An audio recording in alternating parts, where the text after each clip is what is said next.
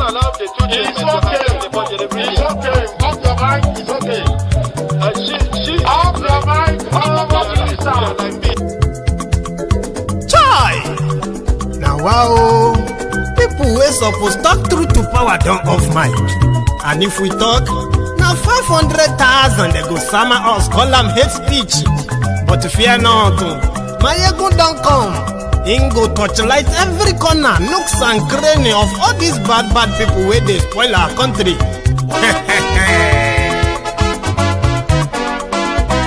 So my people make we laugh, oh yo yo. My ego don't come, oh yo yo. My people make we shout, oh yo yo. My ego don't come, oh yo yo. My ego don't come, man of the masses, oh yo yo. My ego don't come, oh yo yo. My ego diary politico, oh yo yo. My ego don't come, oh yo yo. This one not the off in mind, oh yo yo. My ego don't come, oh yo yo. And in the touchlight every corner, oh yo yo. My ego don't come, oh yo yo. Okay, some people be they holla say they want the power. Chai, them be promise us say we go get light and power. Nah. Them hustle sote they can't get the power. But now they know they do anything with the power. Every day, dollar just they get the higher power over naira. Still them talk say make we off mind. But thank God say my ego don't come. So my people make you ladder, oh yo yo. My ego don't come, oh yo yo. My people make we shout, oh yo yo. My ego don't come, oh yo yo. My ego don't come, man of the masses, oh yo yo. My ego don't come, oh yo yo. My ego diary politico, oh yo yo. My ego don't come, oh yo yo. This one not the off in mind, oh yo yo. My ego don't come, oh yo yo. Person where they do evil, no one make person talk. Them say that my egun, that man too they talk. He too they talk. Say my egun diary, he they hot like pepper. But every day then they take money in bulk.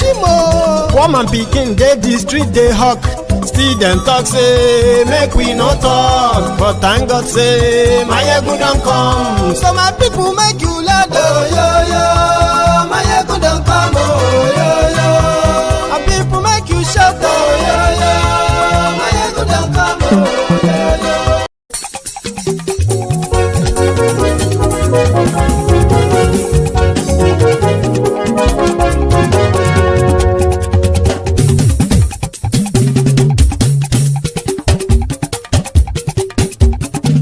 Mayegun làwa mọ̀ làmọ̀ tó dòdòdò. Mayegun diary Nayibi number one. Mayegun làwa mọ̀ làmọ̀ tó dòdòdò. Mayegun diary Nayibi number one. Mayegun ti dé o ọ̀rẹ́ ara yìí. Mayegun diary Nayibi number one. Lórí Facebook lórí YouTube. Mayegun diary Nayibi number one. Gbogbo bó ṣe ń lọ ni Mayegun já wa sí.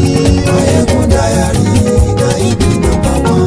Àṣírí ọ̀jẹ̀lú kì í bò níbẹ̀ o. Mayegun diary Nayibi number one. Bó bá ṣe eré àní Mayegun máa wí. Mayegun diary Nayibi number one. Ó sì tún ṣe eré wàá gbọ́ níbẹ̀ o. Mayegun diary Nayibi number one. Mayegun diary politico. Mayegun diary Nayibi number one.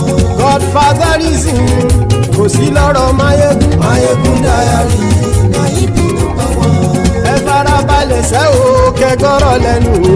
Mayegun diary Nayibi number one. Àní Mayegun làwa mọ̀ tó dòdòdò. Mayegun diary Nayibi number one.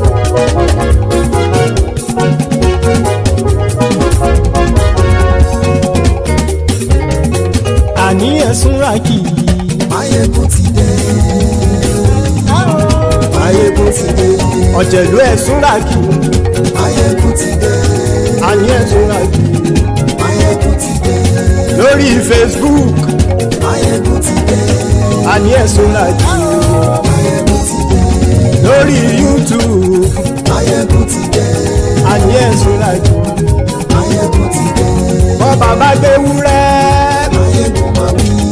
àní ẹ̀sùn àjò. Máyégún ti dé. Ijó ìgbádìyẹ. Máyégún máa wí. Àní ẹ̀sùn àjò. Máyégún ti dé. Pẹ̀sìdó bá rúfin o. Máyégún máa wí. Àní ẹ̀sùn àjò. Hello there. Good morning to you. Good afternoon to you. And good evening to you from wherever you are joining us. This is Máyégún Live. Brethren, welcome to the Sunday sermon on the Temple of Truth. Today, I implore you to please read beyond just the caption of this broadcast. Read the description as well. Like it, share it, invite your friends, invite your not so friendly friends. Tell them all that Máyégún today, that Máyégún is live.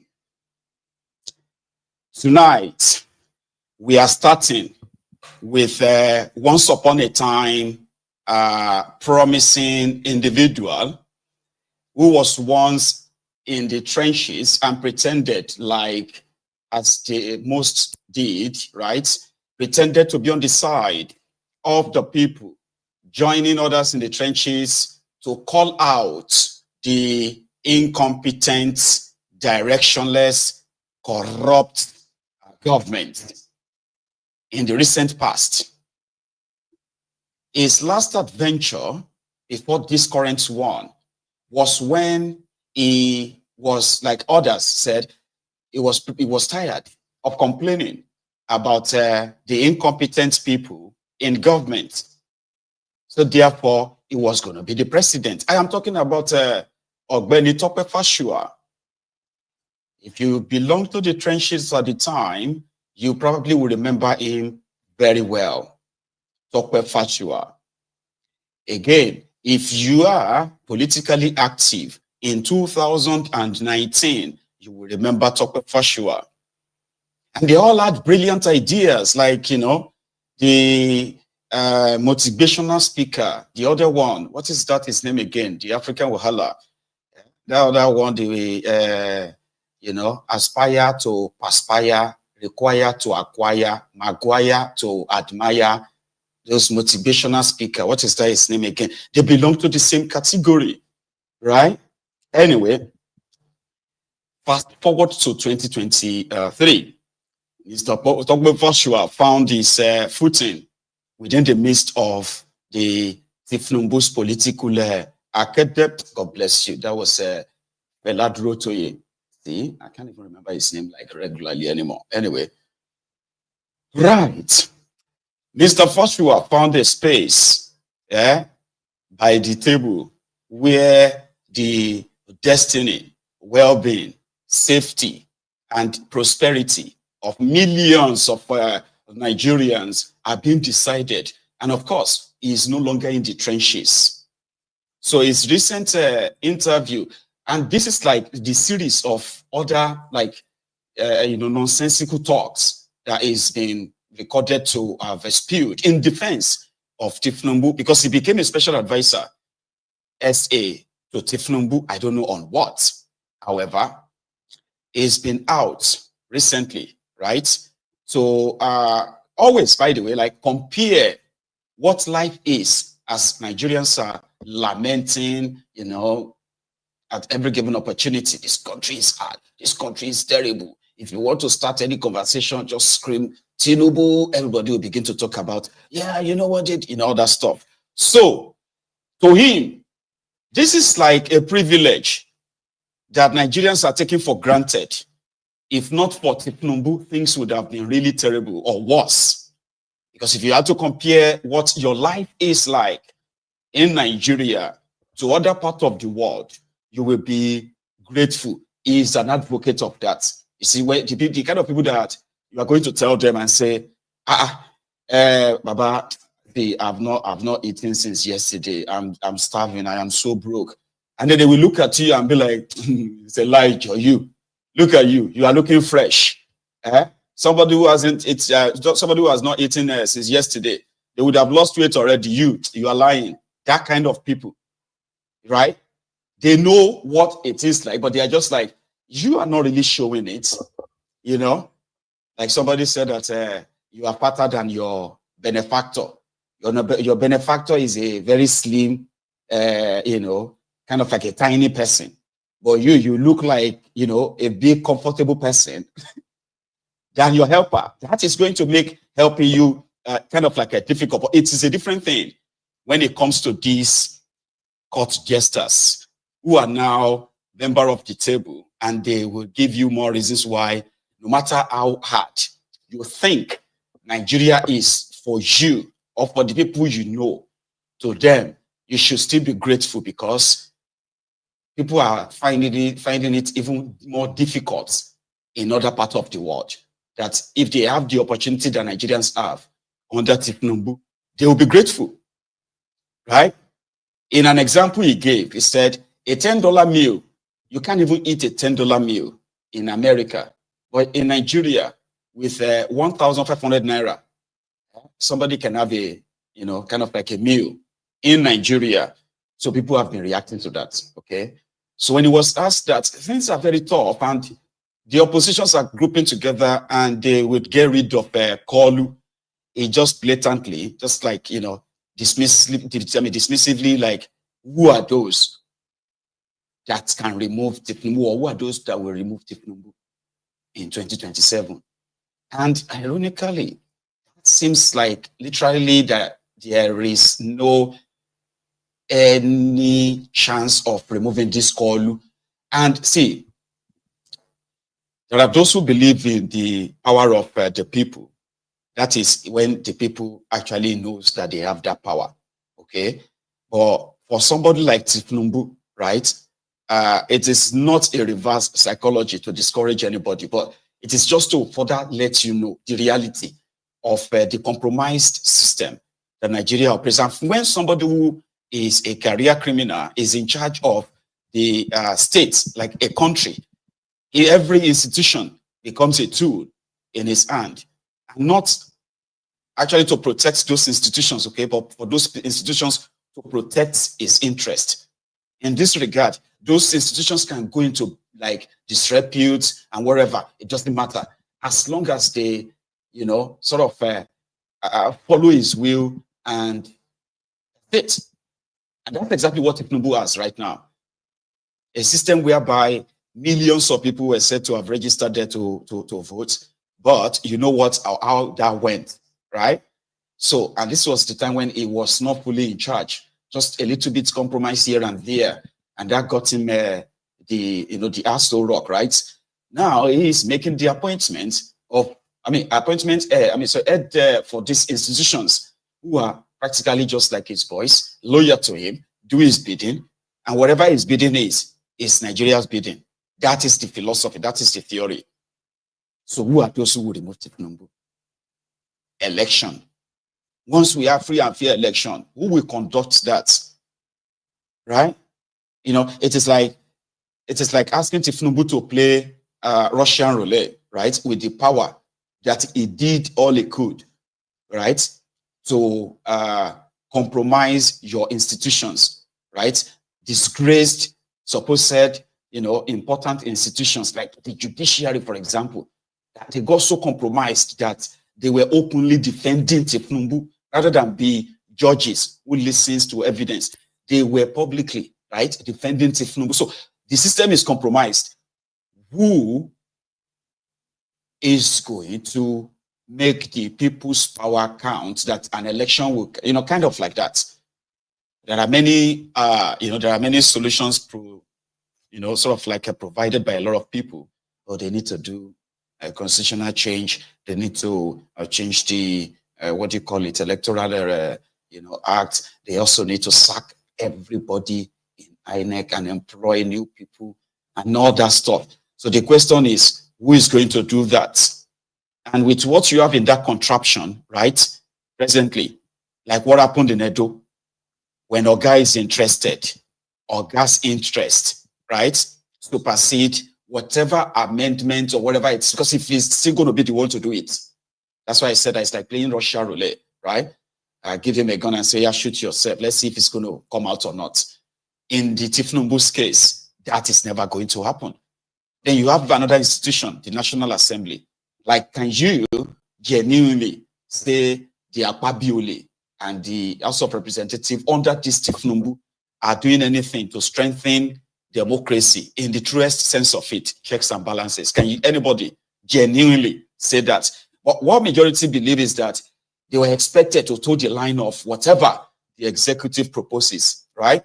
Because once they say it's not going to, hang on. Once they say they are interested in it, it doesn't matter if it's going to hurt you, like it's currently hurting your economy, right? It doesn't matter to them. The National Assembly, that was supposed to probe it, question it, and deny such checks and balances, right? They are in thiefnubu's purse. Worse still, they are like, you know, like pure rubber stamp, if possibly like worse than rubber stamp. So institutions have been compromised, you get, and it is now about who can get what. As some are saying that they are pushing for one state, one party state in Nigeria. I was like, well, it's always been like one party state, because the conglomeration or coming together of string bedfellows just to grab power for whatever they can make from it. They betray themselves, of course, but all their decisions are mostly to, they end up, right? All their decisions ended up hurting the people that they claim to want to serve or claim to be serving. So the likes of Tope Fasua, whose own bill is now being picked by you, Nigerians, is there to remind you that, like they did under Bokwari, it's just change of faces or change of people, right? But with the same workbook, as they denied the deteriorating state of Nigeria economy, Nigeria security, the widespread and legalizing of corruption by APC, Ebekebe, that started under Bokwari, just the same way they were, sort of like justifying those at the time, while Nigeria was bleeding and Nigerians were being bled even to death, right? It's just the same way. I mean, it's just the same thing that these characters are pushing. They want you to be grateful, right? That, yeah, it's worse, or it could be worse. You should be grateful. Remember, when we took over in 2015, a dollar was 145 naira to $1. A liter of petroleum was 87 naira to 1 liter. Oh, at the time, it was practically easier for you to have your minimum wage that could buy you a bag of rice and even pay your rent for that month, kind of, right? But yeah, today, we took it to $1,900, right? In 9-10 years. Then today is now coming down to 1,600 naira to $1. Why can't you be grateful? The same characters that took it from 145 naira to straight up to 1,600 naira to $1, they want you to be grateful. Don't you know that it could have been worse? The people that condemned those, okay, that were selling a liter of petroleum with subsidy, of course, right? Oh God, I don't know if I'm going to be like going far into that route, but I have to, all right? So the same characters, right, that condemned the subsidy payment of 700 billion naira a year, every month, right? 700 billion naira rather every year as subsidy. And people were buying a liter of petroleum at the time, again, for 87 naira per liter. Those who condemned that, condemned the corruption behind that, the wastage behind that, and all of that, right? They came and took it to 1,200 naira. Then it's now down to 950 naira, okay? And to them, that should be something you should be grateful for.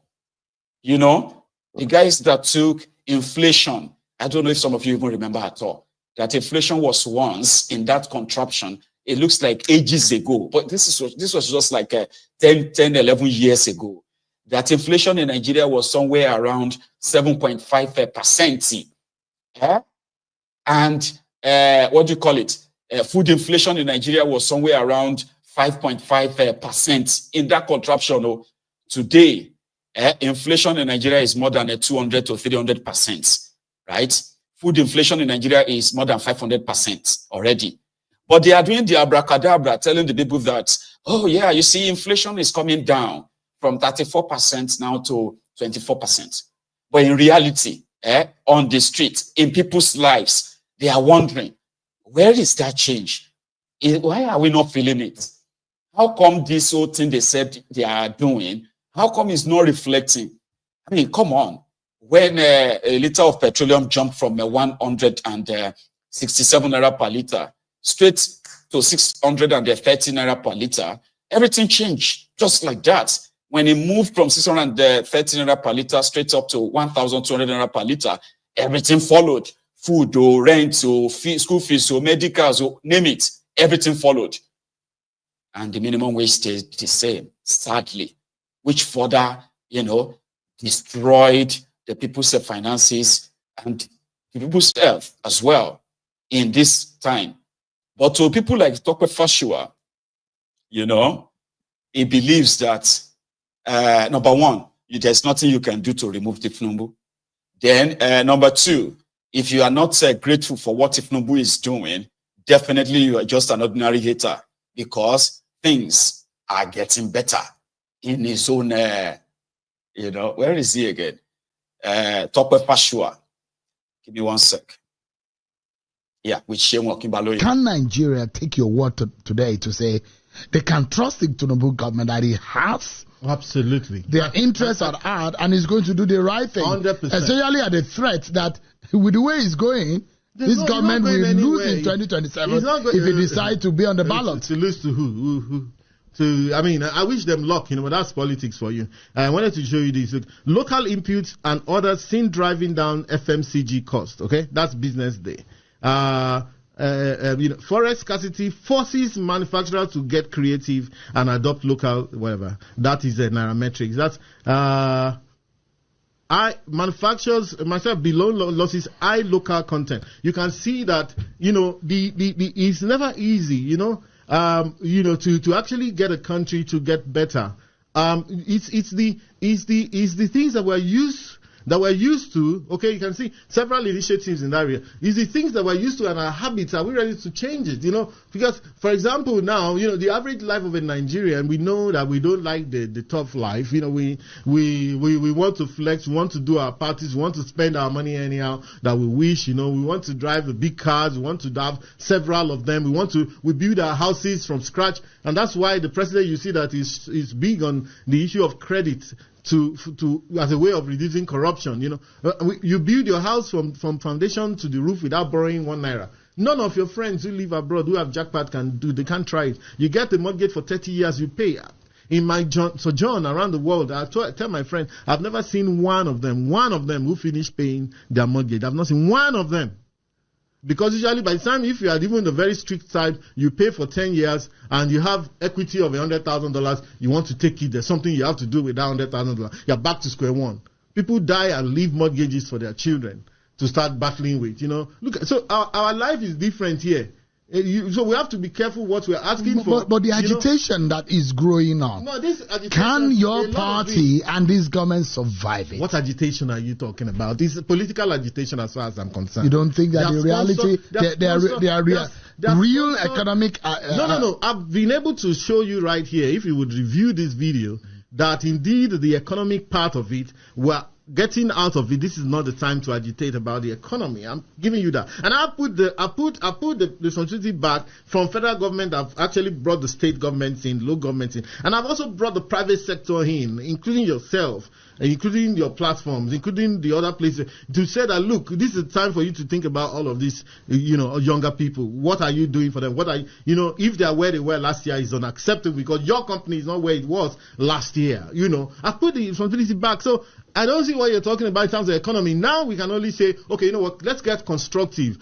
How can we mentor? But the narrative is not in the favor of your government. How can we the narrative that's painted, maybe because of media sentiments, but the election will not be done in the media. If media sentiments is aligning with opposition can sentiments, the government survive and the it? opposition Can the government survive it? I don't see you remove Tinubu in 2027. I don't see where you. I don't even see where you're going to start. With an article, it's going to end up in frustration. Honestly, they don't even have a platform anymore.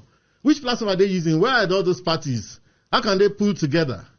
So, unfortunately, the media is that why the government is not very serious about? Oh, come on, so that's why the media seems to be aligning with their sentiment. But I'm telling you, even though the media may not be collecting, aligning with the sentiment of the people of Nigeria, the voices of the people who are feeling the brunt. When did opposition become the voice of the people? They can't be the voice of the people. It is in the leg of democracy. The people opposition, are wise, and apart from people the civil who are society, social media, the media. I have a message for especially the younger social media savvy people. I'm going to tell you the truth. You may not find it very palatable, but the truth is the truth.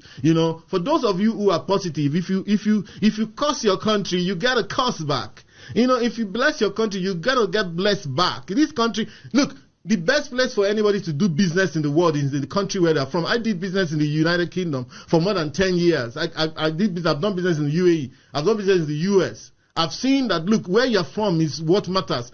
Rather than, we should build this one that we have, rather than chasing what doesn't exist all around the world. Please, so look, it's not as bad, Don't let anybody, and I'm talking to very young people, don't let anybody come and wind you up and get you angry for no reason, such that you now begin to wear the negativity around your body. In fact, the fact that people have jackpot from this country, the truth is that they've also created a lot of job opportunities. But again, for those you can see, if you can see help yourself, think about the course you are doing. If you are the type that can go to university, be sure that you're positioned for you to be relevant even in the future. There are still things that are continue to be relevant. We can project for 10, 20 years, even in spite of artificial intelligence. The people who are in medicine, in engineering, and all of these people, they never, they are never sitting at home. They're never idle, And apart from that also, you have to ensure that, when you get serious with yourself. If you get involved if you let yourself be carried away, some people let themselves be carried away, then they start to do drugs, they start to do all sorts of things, and that actually takes you out. How many drug addicts are in Nigeria? So if let's say they have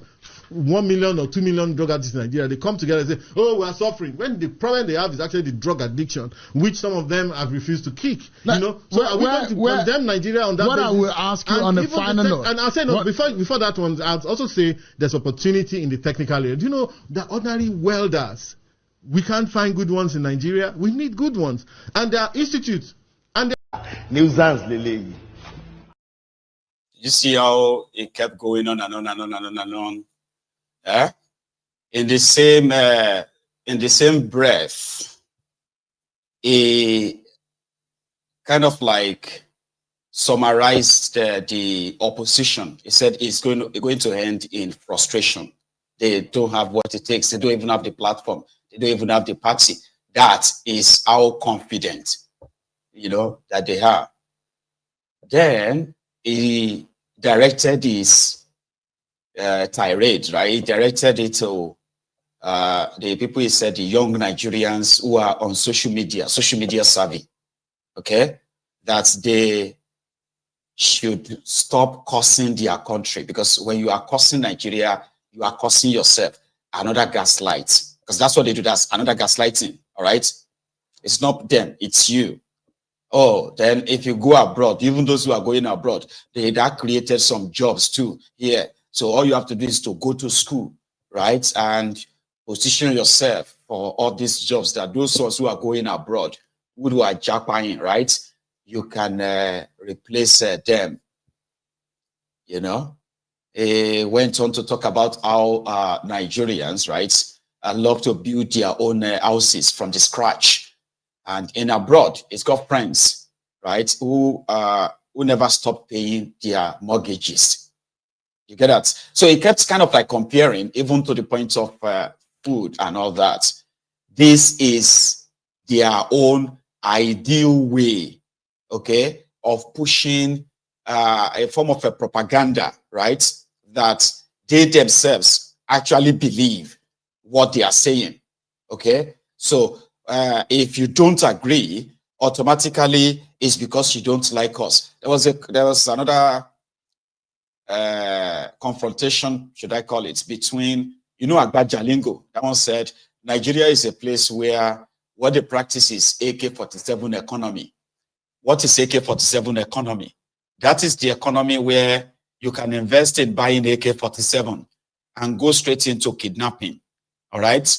And that is so lucrative that one day maybe you can say you have repented by swearing. You can swear by the Holy Quran and say you won't do it again. And you can go on and enjoy whatever it is you made from that AK-47 economy. Meanwhile, there was a vivuzelas on that same program. It was there to sell the same lie, the same bamboozlement are being called, just like a Tope Fasua. I think you should watch this, brethren. Lead right. Let's not mislead the younger generation. Mr. Liu, do you know the cost of a bag of rice in the market? I have a younger friend here who says they are going to use this. Dr. Liu, I'm asking you a question. Do you know the cost of a bag of rice in the market? Do you go to the market? Law that you want changed now.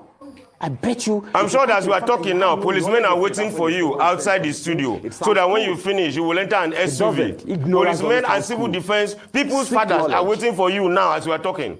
So that when you finish from here, they will carry you home. Mr. President, you do not know the cost of energy. You don't know the cost of energy. You don't know the cost of rice. He was one of you are the speaking finest for your money. As at the time. I mean, if you look at the challenges, that they try to tie to him, the issue they try to tie to him about the funds and everything else, then it shows you how much figures. You are telling me about Chatham House. USD that he was exposed the to. Chatham House, the Nigerian people. The Chatham House vote Tinubu. He has his green passport. The Chatham House vote Tinubu. At a young age, he did everything. Nigerian voted Tinubu. Our lives have become worse, and you are there talking because they are paying you salary. Country, he's running. Be very careful. We have consistency in Lagos. He is the president today. That alone shows you a success story. Okay, thank you. That's the hallmark of a change maker. Thank you, Mr. Liu. Thank you, Mr. Liu. I think you were trying to get some words in. Yeah, I'm trying to ask him a question. He's talking about reputable organizations that are giving credit and rating Tinubu positively. And the question I am asking simply is whether Chatham House or whatever international organization Dr. Ali is talking about is rating Tinubu positively. Did Chatham House vote for Tinubu? Okay. Was Chatham House in Nigeria to vote for Tinubu? He's speaking for his money. As he's talking, policemen are waiting for him outside to carry him home. But I'm interested in saying something about Mr. Ali. Because when he was talking, he made a veiled reference to my comment, so I want to respond to him. If you have been watching this program, if you have not been watching, maybe you watch the replay, you will notice that when Dr. Ali was talking, if you see his demeanor, if you look at his face, you will see that he suddenly became angry when you were pushing him to give you the answer to your question. He started by massaging the young lady in the studio. My younger sister, I want to appeal to her. And the next thing, he was telling you not to push him. He wanted to have the floor, and he became angry, literally on his face. That is the attitude of this government. I even think there's an insult to call a young, a 20-year-old person a small girl. I don't find it funny because in this country, we have seen people at 23 who became ministers and all of that. In my state, we still have, my governor was 46 and all of that. Now, that is the attitude of this government as reflected by Dr. Aliu. In that brief 2-3 minutes, that is the attitude of this government. He was wondering that activists, people say they are activists. You are angry with the military. You are angry with people from 1999 till now. The truth is that have the ideals of June 12 been fulfilled? Have the ideals of the democracy, which we carry placard for, have they been fulfilled? The answer is no. But these people, the moment they give them power, imagine that a Dr. Aliu has power, and I have the capacity to ask him questions. In 2 minutes, look at the annoyance. If he had a litany of policemen and soldiers, he will move them against me. That is exactly what Nigeria has been doing under this government. Have you also noticed that almost every prominent saboteur, economic saboteur, and murderers, mass murderers in Nigeria, from the north to the, maybe the southeast is still the only region that is isolated now, to the south, where I come from, they have all been compensated with either federal government contracts, Tantita in particular. Some of them have been made traditional rulers. They have been given thrones. These are tenures that will never end until dead. Government officials are patronizing mass murderers and economic saboteurs and turning them to strongholds in this country. And those of us who are asking for change, Just make one line, they come and arrest you. I was arrested and charged for treason for saying that my former governor mismanaged 500 million naira meant for a microfinance bank that is still not working till today. Instead of the security agencies to go after the person that mismanaged our money, they came after me. And I was charged for treasonable felony, attempts to overthrow Buhari and Governor Yadi. I don't know how this country is working, but the people that are destroying this country, carrying arms, once you have I call it the AK-47 economy. They are moving on with it. Once you have the capacity to kill in mass, after 1 or 2 years, they'll call you, negotiate with you. Either give you a traditional throne, or give you a contract to go and secure some federal government assets, or make you so prominent, fund you with so much money. As a matter of fact, there's a bandit leader in Zamfara State that was declared wanted. The day he came outside to collect an award, he was surrounded by policemen, and the local government chairman was seated there in the occasion, a man that had been declared wanted by the Nigerian army and by the Nigerian police. That is how this country is functioning. And they come to talk about this, our movement. Dr. Ali said something there that there's no country that has all its problems solved. And I agree with him absolutely. But what I'm saying is that our target we may not be able to eventually stop corruption. But if you can put a stumbling block on the part of those who want to steal our money, it's some form of progress. We may not, I don't think there's any country anywhere that has been able to stop corruption completely. But what we can do is continue to mobilize ourselves to put stumbling blocks on the part of those who want to steal. Let them know that if you steal, there will be some form of consequences. You may not go to jail in Nigeria because if you steal enough, it's only poor people that go to jail in Nigeria. I've been to jail, it's only poor people that are there. There's no rich man in prison because they are not ready to send themselves to jail. But our target may not just be to build a paradise here, but to be able to put stumbling blocks on the parts of those who want to destroy Nigeria. But government is not helping it. Our government is patronizing violence. Our government is patronizing crime. Our government is funding those who are destroying this country, and they are running after young people and innocent people who are calling for change in this country. And it is very, very disheartening. This was very compulsive. Nigeria is so corrupt, which I regret the day I was born in this country. It's unfair. This is unfair now. This is unfair. Nigeria is so corrupt, which I regret the day I was born in this country. It's unfair. This is unfair now. This is unfair. Nigeria is so unfair. Agba Jalingo. And I kind of love his sort of composure too, by punching into the character of his co-debater. Because that aspect of them, where whenever you try to press them to answer questions, any question at all, about this illegitimate government or anybody therein, they would suddenly become aggressive, angry.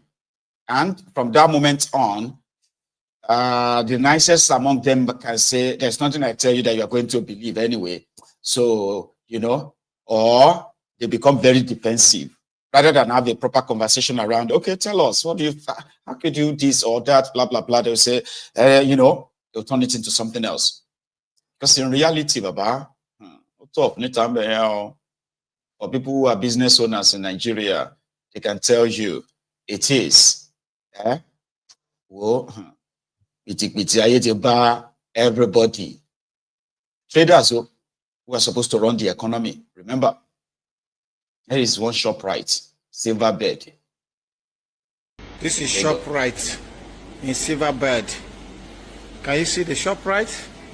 This is Saturday afternoon when families used to come out shopping. This is ShopRite. All the thieves are not manned. There are no customers. The economy is dying. The government wants us to believe that things will get better. Things cannot get better because income levels have not increased in line with the cost of goods and services. In the whole of this ShopRite, you have only one till that is available. One till is working on a Saturday afternoon. Only one till. You see? So this economy is dead. The economy is dead, and they are making us to believe that the economy is working. The economy isn't working. This is ShopRite on Saturday afternoon. People are not here. Thank you. This is ShopRite in Silverbird. In the time of poverty like this, the economic principle of Yusuf is what everybody should apply in his own lives. Eat little, save more. You don't know what is happening. Kese la nri lọ́wọ́, makasakasa tí ń bọ̀ o. Reality. And of course, remember that lady that spoke in support of 30 days rant challenge. Yeah. She has something fresh, right? Again, that you can class as a fresh rant for those who are the direct victims of the Tinubu. The day we start learning to walk together as a nation, as one people, is the day most of the nonsense that goes on in this country will cease to exist. I was born in Lagos, but I grew up most of my life in the north. We lived in Bida, Suleja, Mina, and Kaduna. And we had to live among a lot of Hausa people and a lot of Fulani people. And I can tell you from my experience, we never had such a division like now. I never ever had a problem with a Fulani person. They were always so kind and so calm, and there was just something about them that we loved. But in this day and time, they have become our problem. How? Because people in power use them to destroy and disrupt the economy. The people have been crying for a very long time about these headsmen, taking over their lands, disrupting their communities, and nothing is being done. It's almost like, oh, you people don't matter, you people don't exist, so whatever happens, happens. The government sits quietly, and apparently from what we've heard now, allegedly, because I have to use that term, the government of certain cities actually collects money from these headsmen, to be in those cities. Now tell me why people have to die and bury their family time and time again, and still nothing is being done. The police that are supposed to protect the people do nothing. The politicians that are supposed to protect human beings do absolutely nothing. Our dear president does absolutely nothing. Apparently he's on vacation right now. When people are crying and are dying and are hungry, people are taking vacations. What a luxurious life. And the funniest part is, all these different tribes, when it comes to politics, they are cool. They are all friends. While each and every one of you, they've created this stigma in your head that you have to fight and kill each other. You now think as a Yoruba man that you're better than an Igbo man, and an Igbo man feels he's better than a Hausa man, and the train just goes round and round. At the end of the day, you're the one they're gonna use in the long run to make the division of the country.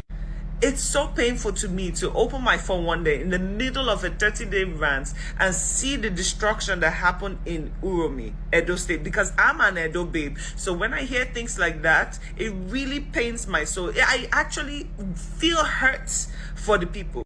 Now tell me, when communities have been crying for so long now about the people, the headsmen have been crying for so long, you now see a truck full of people come into your town with guns and weapons, and you tell me the people should do nothing.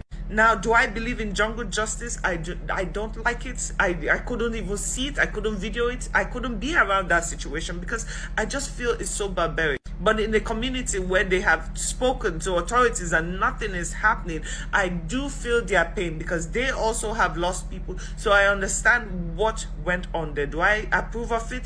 Absolutely not. But I get it. Now, don't you just find the timing of it a little bit funny? Like, we're here talking, Nigeria is starting to slowly grasp the severity of what's going on in the country, and boom, just like that, 16 or how many of them just show up with guns. What did you think was going to happen? And from that moment, people have calmed down on their rants. They've calmed down because I feel like all this is one big strategy to distract Nigerians because we're so easily distracted from the main picture. And now what's happening? You have Fulani people that have always been known to be the calmest of calm people coming out to ask for justice. What about justice for everybody else? Why are we putting ourselves in situations where we are killing ourselves and everybody else, they go on vacations and you guys are here killing yourselves? When is it going to stop? When are we going to learn that, listen, we are the people and we are the ones who elect these people into power, and because of our tax-paying money, they are exactly where they are. How much billions do you think will come out of this trip now that is being taken, while the rest of society stays hungry? They love to divide you. They love to divide you. Like I say, I am from Edo, but before I am from Edo, I am Nigerian. We have so many beautiful cultures that we could show the rest of the world. We have tribes, we have foods, we have beautiful women from different tribes, from different cultures, and yet instead of us to focus on what we bring as a people, we focus on dividing each other. When are we going to get sense and hold these people accountable for all the misfortune going on? When are we going to stop accepting the bare minimum? I will never stop talking about this because we have an amazing, beautiful country with too many. Thank you. Right. Reacting still, right, to the Euro 16, okay?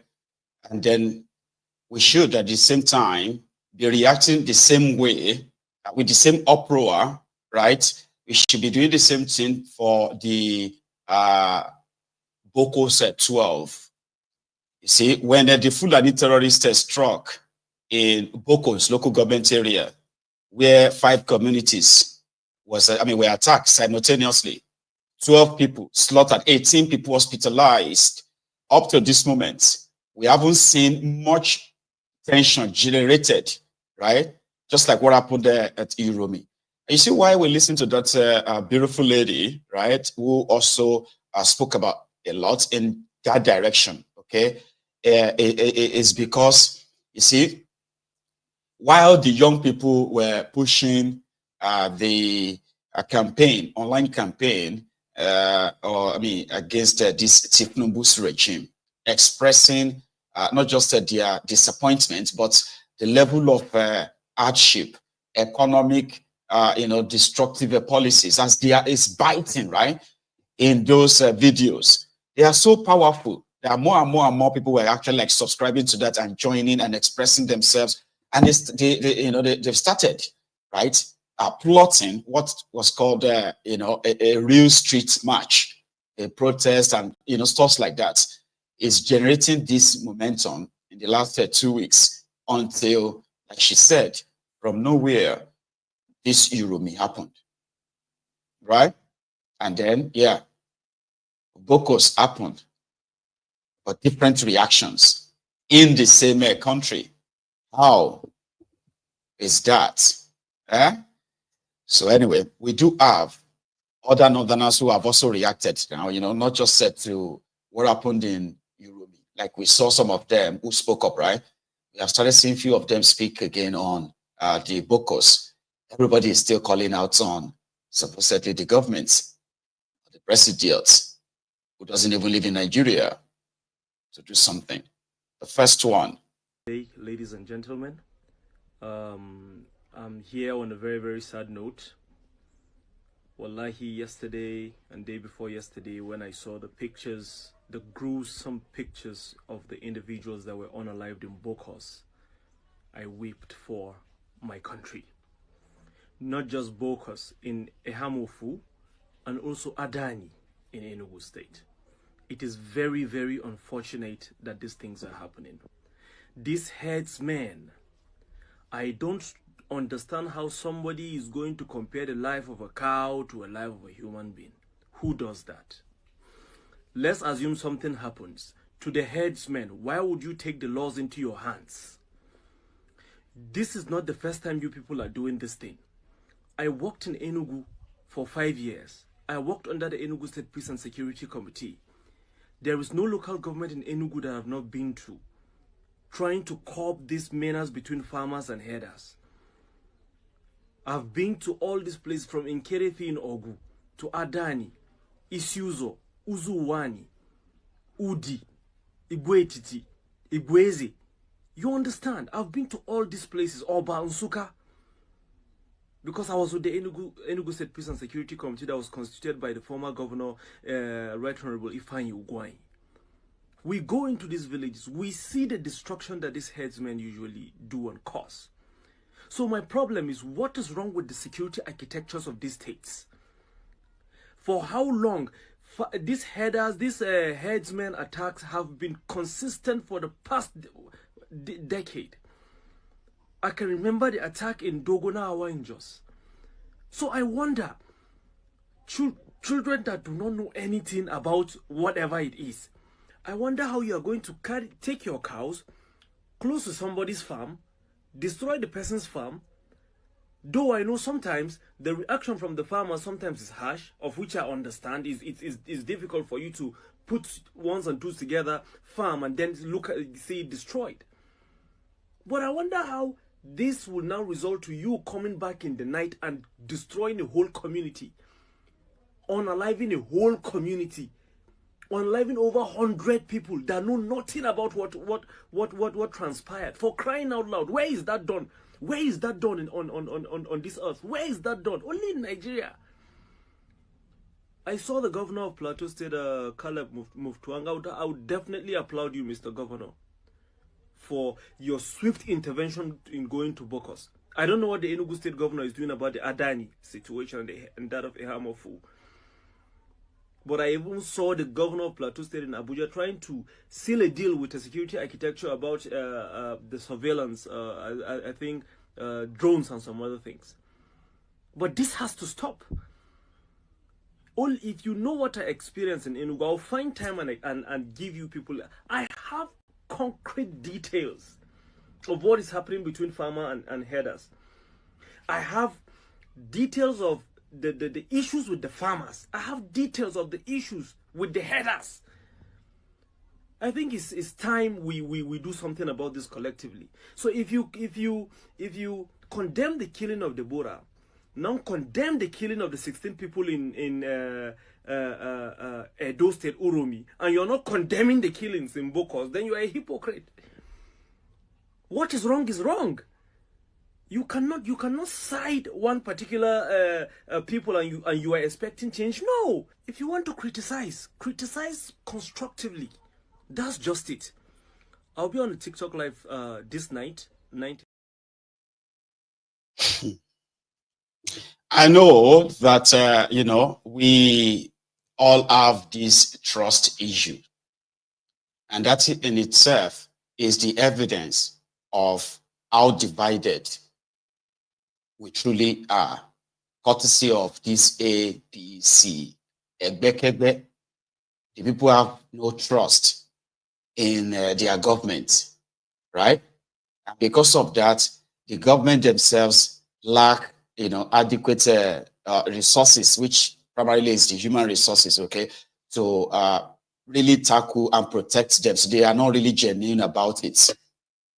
So if somebody speaks or somebody says something in Nigeria today, if I say something, there is the possibilities are there will be Yorubas, okay? There will be the reaction of people will be based on who am I, or is a Yoruba man. While others will be like, oh, he's a Yoruba man. He knows what he's talking about. Let me listen to what he's saying. Oh, this one knows what he's talking about. Say, oh, he's an Igbo man. Oh, he's biased, this and that. You know what I mean? Like, that is the state in which these criminals have led Nigeria. So when you listen to a northerner, right, kind of like speaking up, because the purpose is, number one, to have people who have a sound knowledge of what is wrong, from all sides. You get what I mean? Like to have understanding of what is wrong from all sides and not just feed on whatever, narratives that some people with agenda actually, push it. So when you have understanding of what is going on in the East, for example, first-hand information, or you have an idea of what is going on in the North, all right, or in the Middle Belt, So having all this understanding, again, also kind of includes when you also understand the roles different players are playing in that in those theater, kind of. Sure you get. So it helps so that when you are talking to your, or if I am talking to, or when I'm talking to or speaking to the Yorubas, I have the angle from which I am going to address them in such a way that, you know, majority of them will likely not only listen to me, they are always, I mean, they are likely going to, take, what do you call it? Take my proposal, what I think is a solution or whatever, right? They're likely going to take that to heart. Depends on the platform at which I am given the opportunity to present any of this. Similarly, when somebody who is from the north understands, right? For example, like that guy understands the damages, right? The physical, the psychological damages that they call them Fulani herdsmen. I don't call them that. I call them Fulani terrorists. So the damages that their actions does to people. Now, if somebody from their side is able to say, I witnessed it, all right, and I don't think it makes any sense for anybody to equate the life of a cow to that of a man or a woman. Attacking, innocent villagers in the middle of the night simply because one farmer from that community decided to fight back your invasion of their farm. Then you come back to wipe off or try to wipe off the entire community. That is terrorism. So if somebody from that part understands that there is a possibility, there's a window there, right, that you begin to have the population of those who understand, for example, again, right, why the Biafrans are demanding for Biafra and why some of them, as much as the criminals in Nigeria decided to criminalize the self-determination in Nigeria.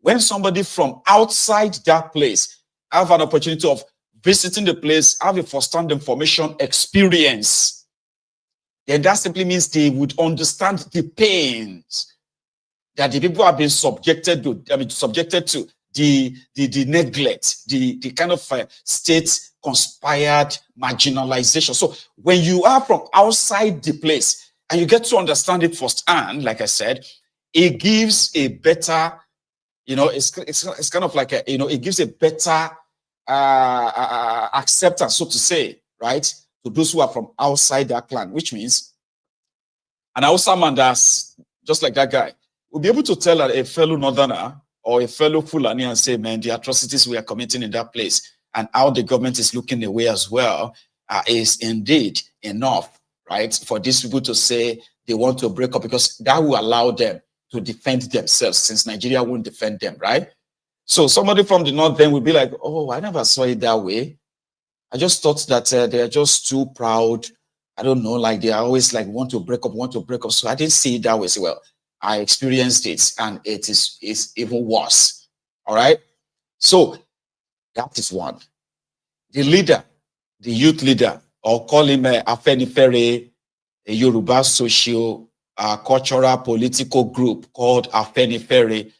The guy, Eniola Ojajuni, who happened to be the president, the youth president, or should we call him the president of the Afenifere youth, was kidnapped early this year. You saw that story. I shared it on Mayegun's Diary Political when I was in America. I think that was when it actually happened with Houston then, right?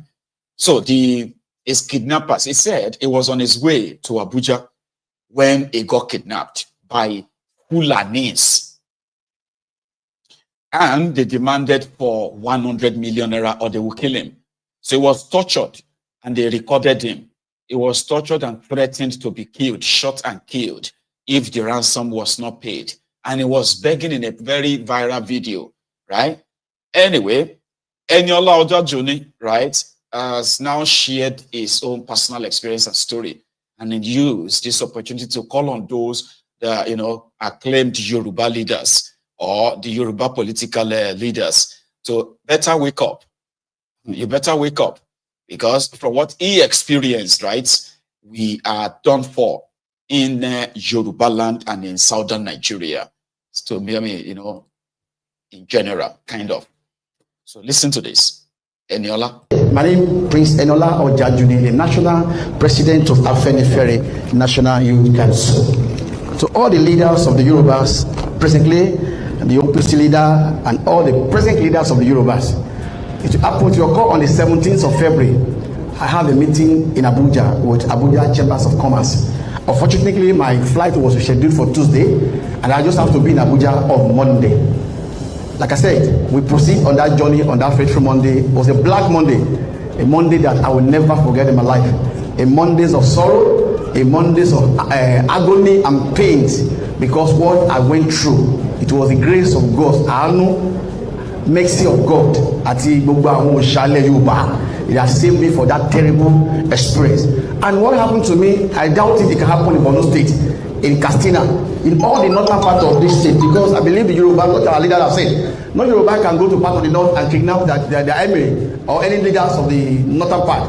So as a result of this, I think urgent needs to be taken in order for us to stop this ungodly attitude of Fulani X-Men, because I was kidnapped by Fulani X-Men.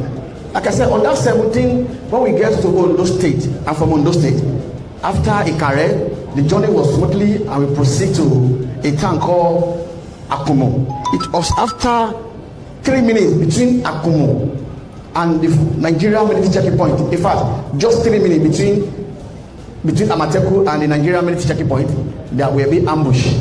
19 bullets were thrown in my car, and I sustained 2 bullets AK-47 in my bubble, and other vehicle that was coming from Abuja, other going to Ojajuni State was ambushed. Along the land were 9 in number that was kidnapped, and we started that journey. The journey was, I was bleeding seriously.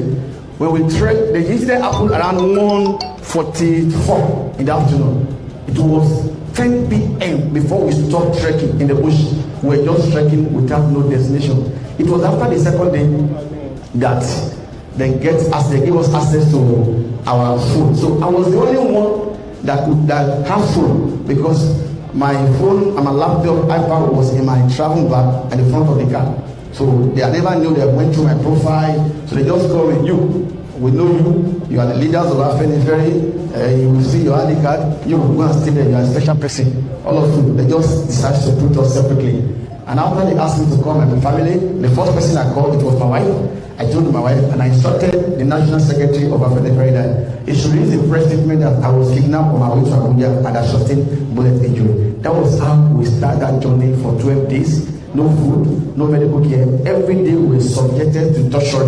In fact, because I just have to come because medically I'm not fine. I was released on the 1st of March. My phone was being tracked. The funny part of this scenario is that when we were being kidnapped, it was 3 minutes or 2 minutes checking point. When the first ransom was paid by a young man in Ibadan, they paid the ransom very close to the checking point. When the second ransom was paid by a lady in Kwara State, the money was paid. If you know Akaba very well, if I go to Abuja, at the back of the woman that is selling food, the ransom was paid there. The third ransom was paid opposite Nigeria prison service, very close to the military checking point. My own ransom, I was to be paid in Ikare Akoko, but because my phone was being tracked, they have to check location. So if day I was released, they knew that I cannot go because sustained 2 bullet injury. I have been weak. One of them just have to go to a journey, about 3 hours journey. They went to go and prepare their goal. They gave me the house to drink. After drink the house, I slept for 2 hours. They carried the leaf and put it in the back of my yansh where there's bullet. So they just told me that we are proceeding on a journey. I have to call, I have to pray that I want to talk to my wife.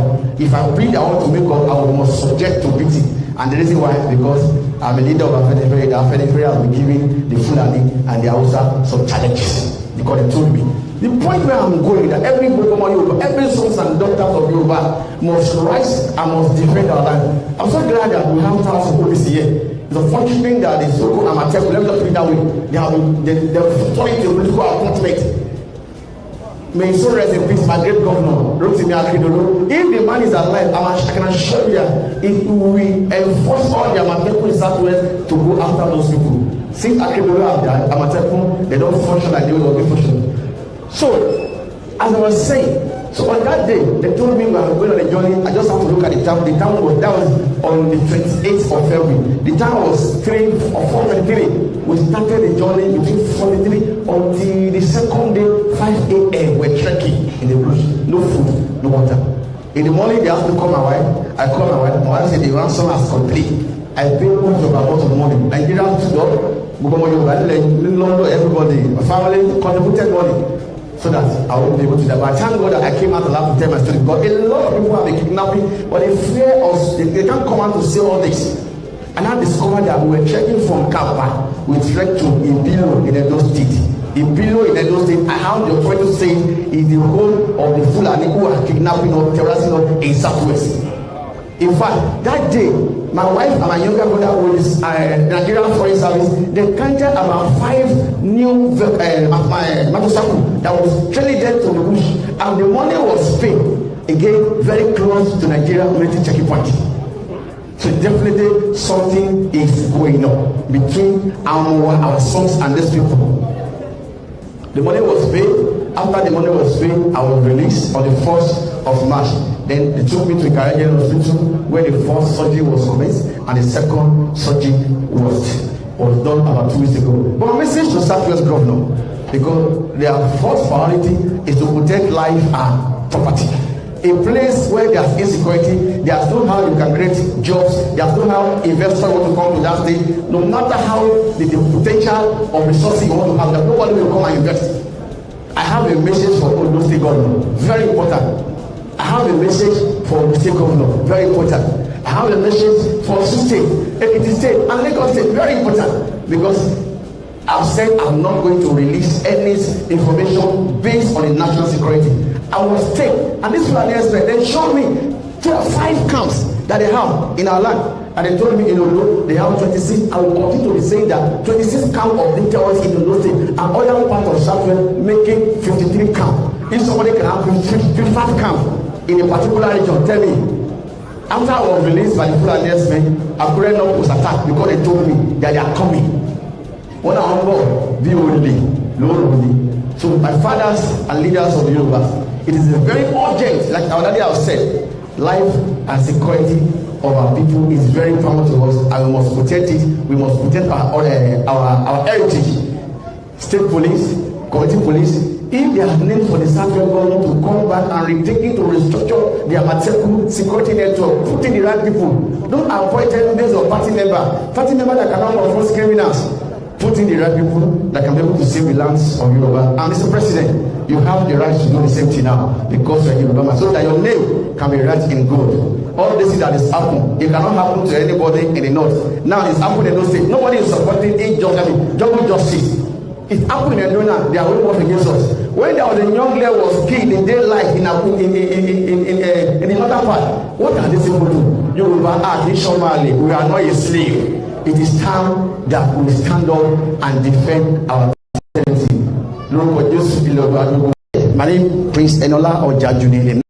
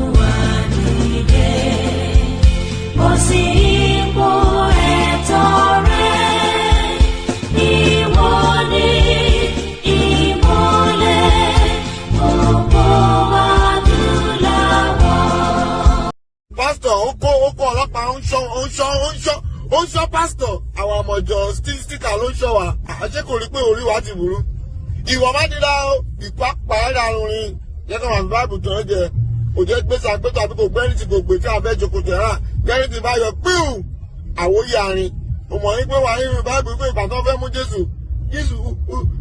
Jésù kọjá ní àárín òun ògèrí Jésù kí ni Jésù lò àfẹ́ rí ló lò ìwọ má dira ayé bàjẹ́. You heard the story.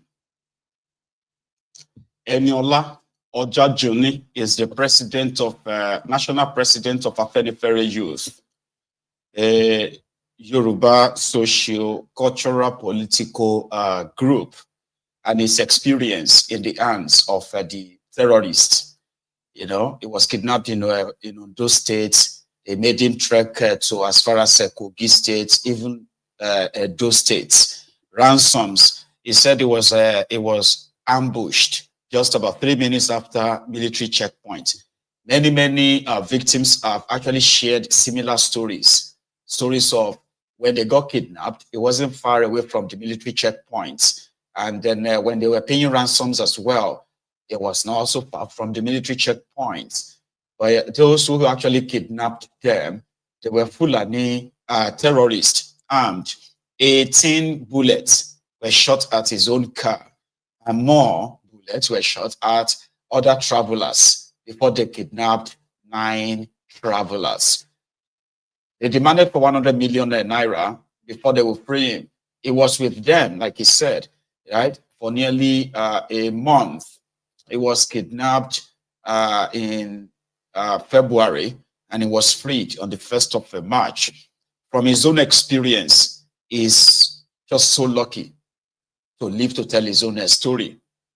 So calling on the governors, he did mention the supposed paper tiger nature of the Amotekun. You know, Amotekun was created, right, to combat these Fulani marauders, primarily. But for political exigencies and world of view, for thiefnubu's ambition, they ensured that they are not armed. And yeah, Bokwari ensured that they were not armed, and they agreed. Okay, now you have a thiefnubu, a Yoruba man, as your president. I wonder how long it is going to take before Amotekun is armed. Then he also mentioned something about the recruitment into Amotekun, where they are actually giving the job of securing the lives of the people from the AK-47 wielding Fulani terrorists. They are giving that to their party members, like using party, party loyalty, party affiliation to recruit people into a security architecture. So there's so much and so many things wrong. Okay, so like he said, also Edo State is the capital of the Fulani terrorists, including those ones who are operating in the southwest Yoruba land. They will end up, they end up having their headquarters in Edo. The people of Edo they have seen shege that their mouth cannot actually describe for real. One of the reasons why they said it is the PTSD, the trauma that they have suffered, and the PTSD from that trauma they've suffered. And that is why they added to unleash their mob mentality and attack the supposed Hausa travelers, hunters. Here you get now. Because if the Edo people are allowed to actually tell you what they have been through or what they are going through in the hands of the Fulani terrorists in their domain and outside their domain as well, right? Well, you are likely going to possibly back them. You don't like mob justice, jungle justice, but somehow you may end up having to give a pass. Yeah, yesterday we shared, was it yesterday or 2 days ago rather, right?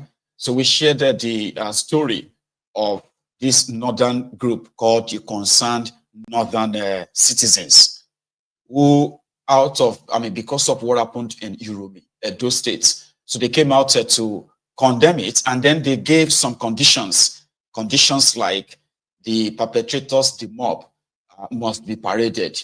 Compensation must also be paid, to the families of these traveling Hausa hunters, okay? And so many other things that they even said, you know, if it seems that they are no longer safe in Nigeria, Northerners are not safe in Nigeria. So we need to, you know, we don't mind at this point to opt out of this union. That is what Najatu Muhammad said, you know, and they have the blessing of the Arewa Consultative Forum, as well as the Northern Elders Forum. Something that, but ironically, the day they were all speaking to the press in Abuja was also the same day the Fulani terrorists attacked 5 communities in Boko's local government area of Plateau State. Guess what? One of the conveners of this their Northern Concerned Citizens rage or outrage over what happened in Uromi. 16 travelers killed, right? The guy that is the co-organizer, Solomon Dalongi, a former minister himself under Bokwari, the government that came to, introduce the Fulani terrorists to us, while helping the Boko Haram ISWAP to also establish or remain kind of like solid. Okay, so now we are battling with the Fulani terrorists. Okay, that same day, this Solomon Dalong was from this same state. I don't know if he's from Bokos himself or not. And one of these northerners decided to take them to the gutters. It was like, well, it wouldn't be a bad idea if you can call another press conference and at least speak for the people of Bokos. They are northerners, you know, when it is politically convenient, right? Middle Belt is the north, is part of the north. They will tell you that they have 19 states in the north, including the Middle Belt, right? When it is politically convenient. So if the north is angry that the Uromi people in Edo states, okay, use the jungle justice to kill innocent Hausa travelers, what happened to these 12 other people killed? Some said the number is actually more than that, right? But what happened to the people killed by the Fulani terrorists in Bokos? Or are you trying to cook whatever story you can cook around it so that, you know, it won't be like it's done by the Fulanis? Listen to this guy. I saw something that someone, I think former minister Solomon Dalung, did in the company of some northerners, you know, calling on the federal government and the southern governors and all of that to do something with regards to the Edo case. He referred to himself as a northerner and all of that. Now, my message to Solomon Dalung is that it's deliberate they chose you as Solomon Dalung to pull that stunt. I call it a stunt. Because the truth is, you are not just a Christian, but you are from a state where Islamists have formed a habit of killing hundreds in even one single attack, and nobody does anything about it. We haven't seen that kind of outreach from you. We haven't seen such ultimatums or threats coming from you. But you are picking it up on behalf of Northerners in a case where reports are coming out that actually there was intelligence that those people were not actually innocent after all. So we don't even want to entertain that other side of the story. Why? Simply because certain key elements in the North have decided to cover them up by claiming they were innocent, and they are already demanding compensations, and you are joining in with them. I want to let you know that, one, you are not a Northerner, and in a million lifetimes they will never accept you as one. If possibly that was the measure you took, thinking it will make you acceptable. Perhaps you may make a ministerial appointment and all of that, but that wouldn't really help. Now I'm speaking to you as a man of conscience. I'm speaking to you as a man who fears God. As far as you are concerned, and your fellow Muslim brothers from the plateau, I'm not talking about those who come in to settle and claim that they own the state. I'm talking about indigents that are Muslims. Yourself, those indigents, even those that are Muslims, the Adolites, Muslims and Christians, in the eyes of those people that are using you to send that threat or those messages, you are all infidels, and they will never treat you anything beyond that. And for you to agree with what I'm saying, I dare challenge you as a Christian. I dare challenge you. Gather those same people, whether the generals or whoever they may be you held that press conference with, and ask them to host another press conference and condemn the killing of Deborah. And then let's see how that turns out. But it's rather unfortunate that locally and internationally, the Christians have been made an endangered species. You know, it's a normal thing now to just wake up to 100 Christians being killed, an entire community being sacked, women being taken, women raped, farms being destroyed, and all of that. And everybody knows who does this. It is the Fulani jihadists. They do it. You hear rape in Edo, it is the same people. In Benue, it's the same people. In Enugu, it's the same people. In Ondo, it's the same people. In Southern Kaduna, it's the same people.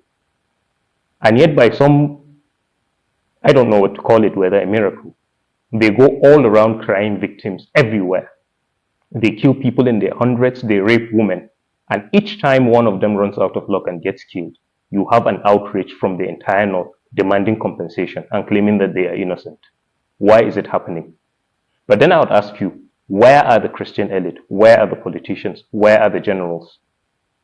Where are the governors? Where are the senators? Where are the House of Rep members?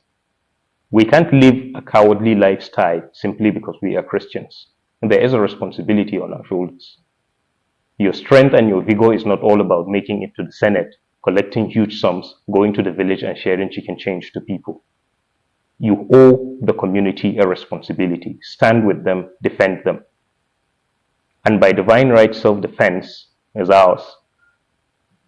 Internationally, it's a law.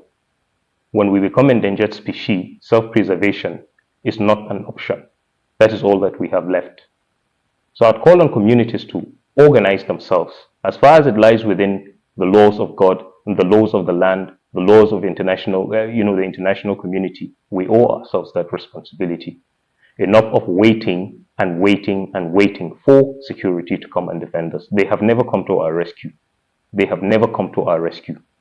There's a higher tendency that when people attack, when this Islamist attack and they meet stark resistance, or possibly they meet some local vigilante or young people who have decided we are tired of being killed, there's a higher tendency the military could come and, waste them, because it has happened in Mongu. So that is quite painful. And I think the military owes a responsibility of searching within their ranks. If there are compromises, let them deal with it. But then if you cannot defend the innocent people, if you cannot defend Christian communities, then Christian communities have the responsibility to rise and defend themselves. Basically, the fact that we confess the love of Christ and we love Jesus and we love peace is a biblical injunction. Much as it lies in our power, we must live with peace, at peace with everyone. But that doesn't really mean we must become soft targets. People who are known for nothing other than mass burials and then continuing to call on government to come and save them. It cannot continue. We are an endangered species. We are an endangered species, and self-preservation. Anarchy loans. Anarchy loans. Anarchy loans. Need I say more? So the highlight of that episode that you watched is that no matter how much a middle beltan, because of politics or any other kind of promises given to him by these Fulani terrorist sympathizers, their elites and others who claim to be northerners in this regard, right? But their concern is mostly for Fulani or Hausa. In reality, Kerry, Hausa can't wait to actually have their own pound of flesh on Fulanis in reality. So no matter how much promise they make you as a middle beltan to coerce you into an idea of a one north, you will never be a northerner. You are a middle beltan, and you all know that when Deborah was killed, right, there are still many of them who carries a very, very bitter sort of, hatred. Have you read the comments of some of these guys on social media when they are talking about Deborah?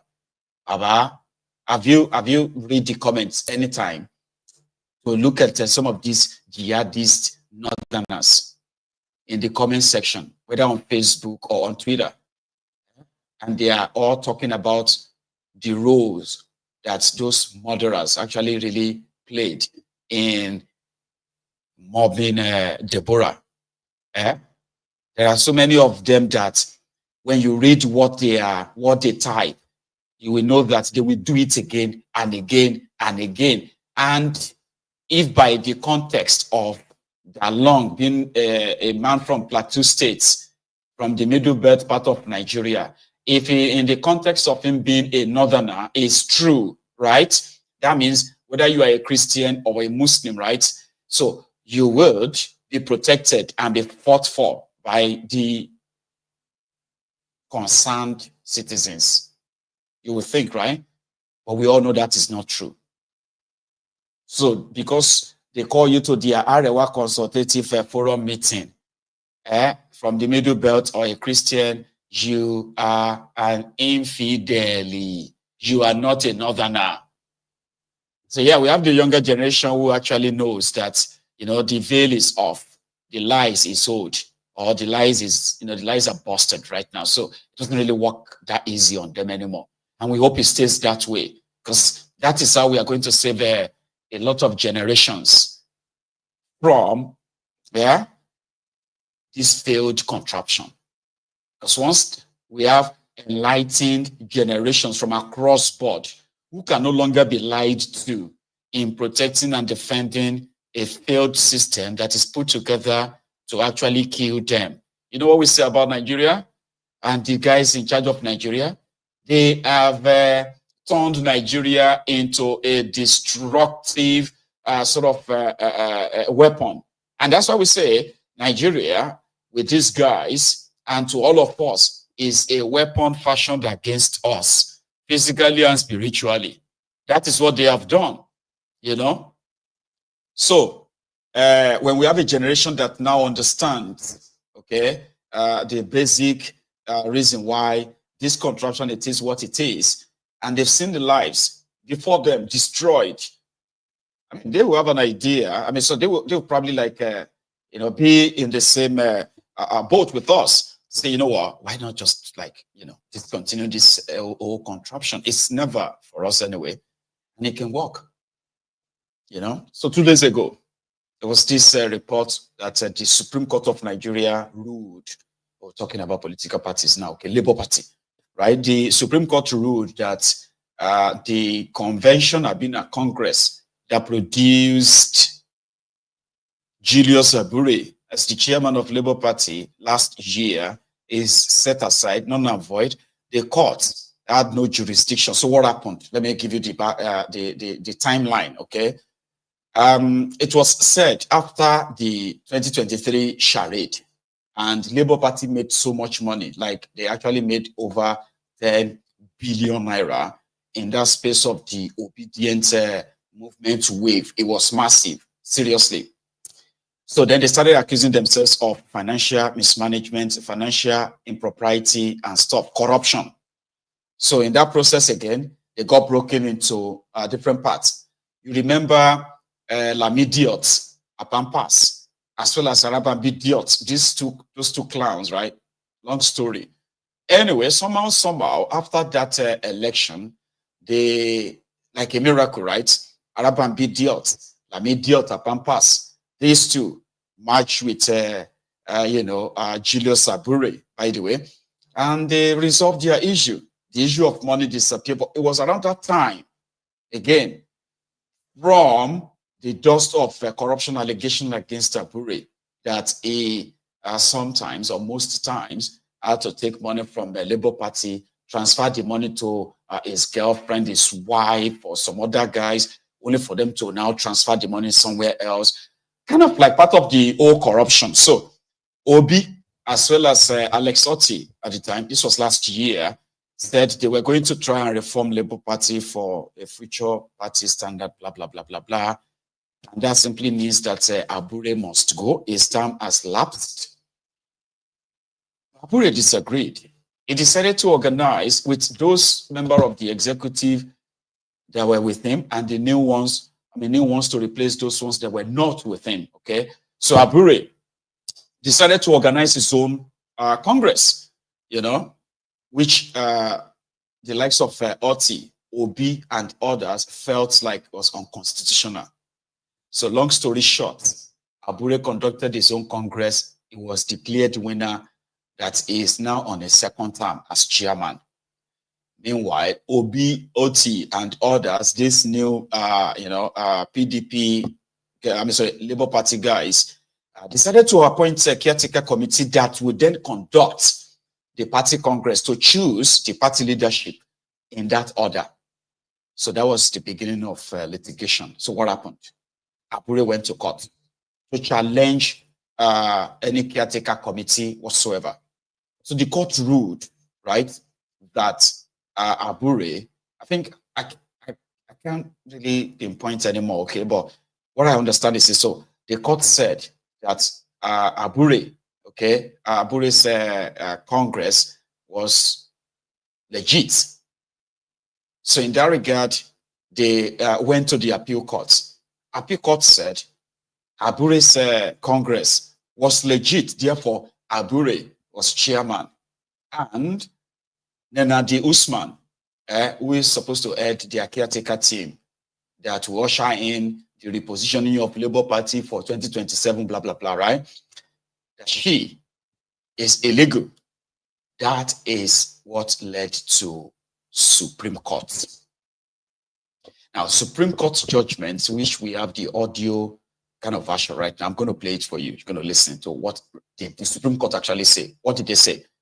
So, it was the Nenandi Usman's group who appealed the appeal judgment to Supreme Court. So they are the appellants.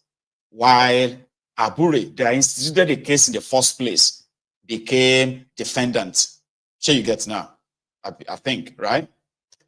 So when the Supreme Court dropped its ruling, part of what it said, which I'm going to play for you, right, was that normally, right, internal party organization should be conducted based on their party constitution, okay? That this shouldn't even be a case of the court. And therefore, they ruled out that, you see, the primary court, the high court, as well as the appeal court that ruled on the matter, which ruled in favor of Abure, right?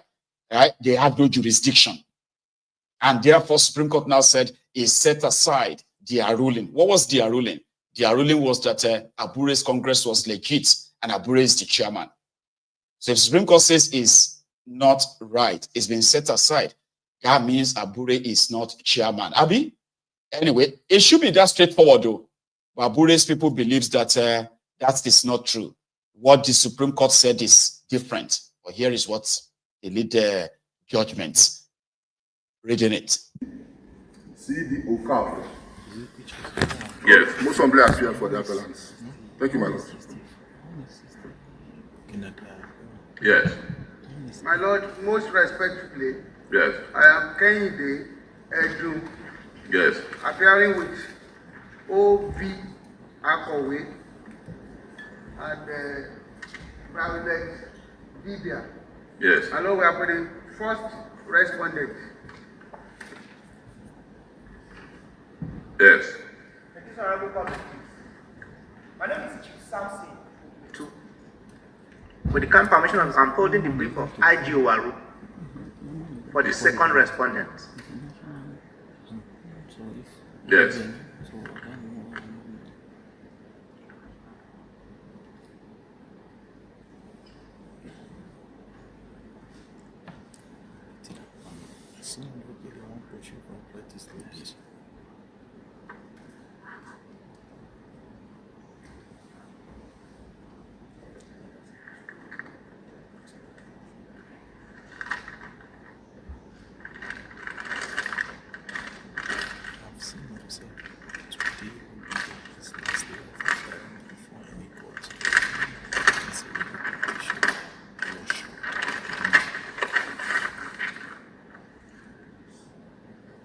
Judgment. A panel of 5 that consisted of Manana brothers John Ian Okoro JSC, Heli Moro KG Ogunbiju JSC, Tijani Abubakar JSC, Haruna Simon Samani JSC, and Mohammed Baba Idris JSC sat and had the appeal. The lead judgment was written by Manana brother John Ian Okoro JSC, and I read this judgment on his behalf. The appeal is against the judgment of the Court of Appeal, Abuja, holding at Abuja, in appeal number CA-ABJ-CV 2017-2024, delivered on the 17th day of January 2025 against the judgment of the Federal High Court in suit number FHC ABJCS 1271-2024, commenced by the first respondent at the trial court, wherein the suit at the trial court was struck out for want of jurisdiction. The facts that led to the appeal has been captured in the body of the judgment.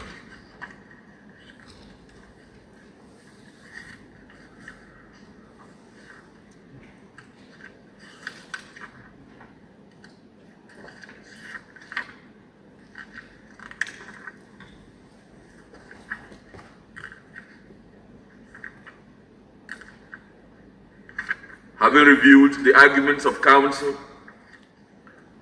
the court unanimously agreed as follows.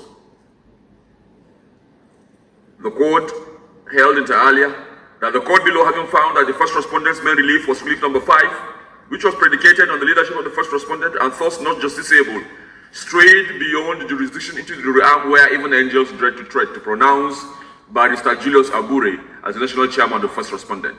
Their lordships of the lower court were wrong to so do. The principles of law applicable here is as expressed in the Latin maxim that no one puts something on nothing and expects it to stand. The first respondent suit at the trial court had no legs to stand in the circumstances and deserves to be struck out. Allow me just at this point to reiterate the tried position of the law that if a court of law is bereft of jurisdiction to attain the main relief in an action, it do not have the jurisdiction to attain the ancillary claim, and more also, if the ancillary claim will inevitably involve a discussion of the main claim, as in this case, Situkur and Government of Gongola State. The 3 issues submitted for determination are hereby jointly resolved in favor of the appellants. In summary, both the trial court and the court below had no jurisdiction to entertain the suit of this first respondent, which main relief, as they both rightly observed, was inserted as relief number 5, as though it was an appendage. Consequent upon the foregoing, the decisions of both the trial court and the court below, recognizing Barrister Julius Abure as the national chairman of the first respondent, are hereby set aside. And suit number FHC ABJCS 1271-2004 is hereby struck out for want of jurisdiction. In the same vein, the first respondent's cross appeal in appeal number SC CV 56A 2025, being an offshoot of the same judgment of the court below, is hereby dismissed. Before I'm done, may I admonish political parties and their members to endeavor to always allow their constitutions, rules, regulations, and guidelines to guide them in choosing their officers as well as candidates. That way, incessant internal rifts which always find their way to court will be reduced. If the constitution of a political party has prescribed duration for tenure of office of an officer, such officer should be humble enough to leave at the expiration of the tenure. In the final analysis, we found the appeal to be meritorious. The appeal is allowed. Parties shall bear their respective course. As the appeal allowed. That was the unanimous judgment of the court. My noble Lord, we are very grateful for this judgment. Thank you. Thank you.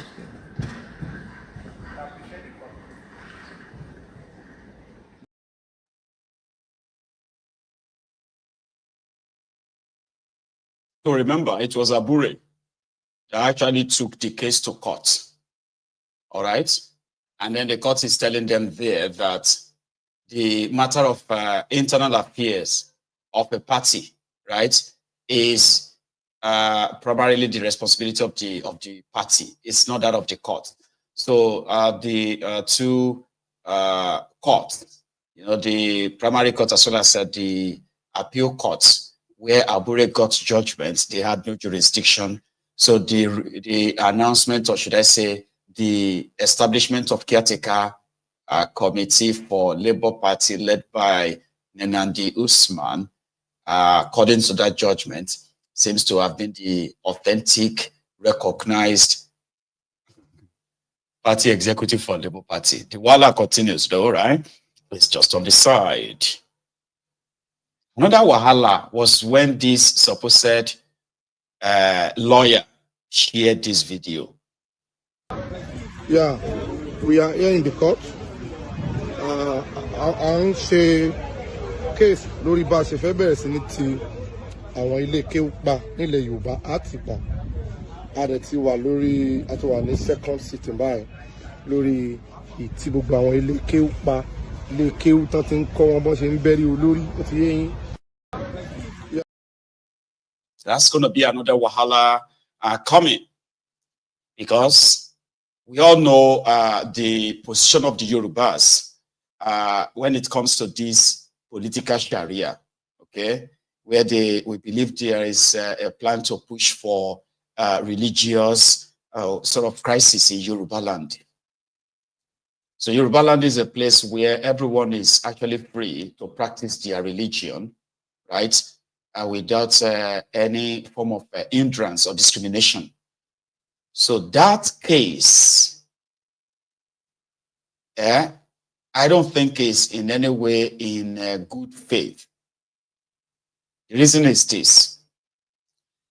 If we say we don't want Sharia in Yoruba land, for example, all right, it is simply because we do not want to hand over power to some group of religious extremists who will then hide behind religion to perpetuate all form of, criminality, name it, right? But people still have the right to choose if they want to send their children to go and learn about Quranic this, or they want to learn about this religion or that religion until they break any law, right? They always have the right to, practice their religion the way they think.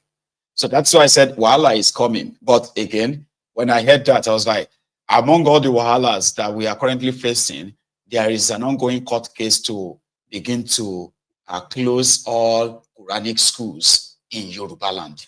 That is what the guy said. There are those who are going to say, hey, but that is controversial. Do you understand? I mean, that is like a direct target of their religion. So if you feel strong about this Islam, this or that, right? The most you can do is to make sure that, yeah, people can practice whatever they choose to without them having to impose any of their own ideology or whatever narrative or agenda on any of us. We can resist that. But we shouldn't be the instigator, in my own opinion. So when I saw that, I was like, this one, it hasn't really got into the mainstream yet. But in another 1 week or two, there may be a judgment. Some are saying it's just waste of time. It's never going to pass. And I feel so too, right? But this is needless, in my own opinion. It is needless. But I do understand everyone's biases and sentiment also. Talking about biases and sentiments, right?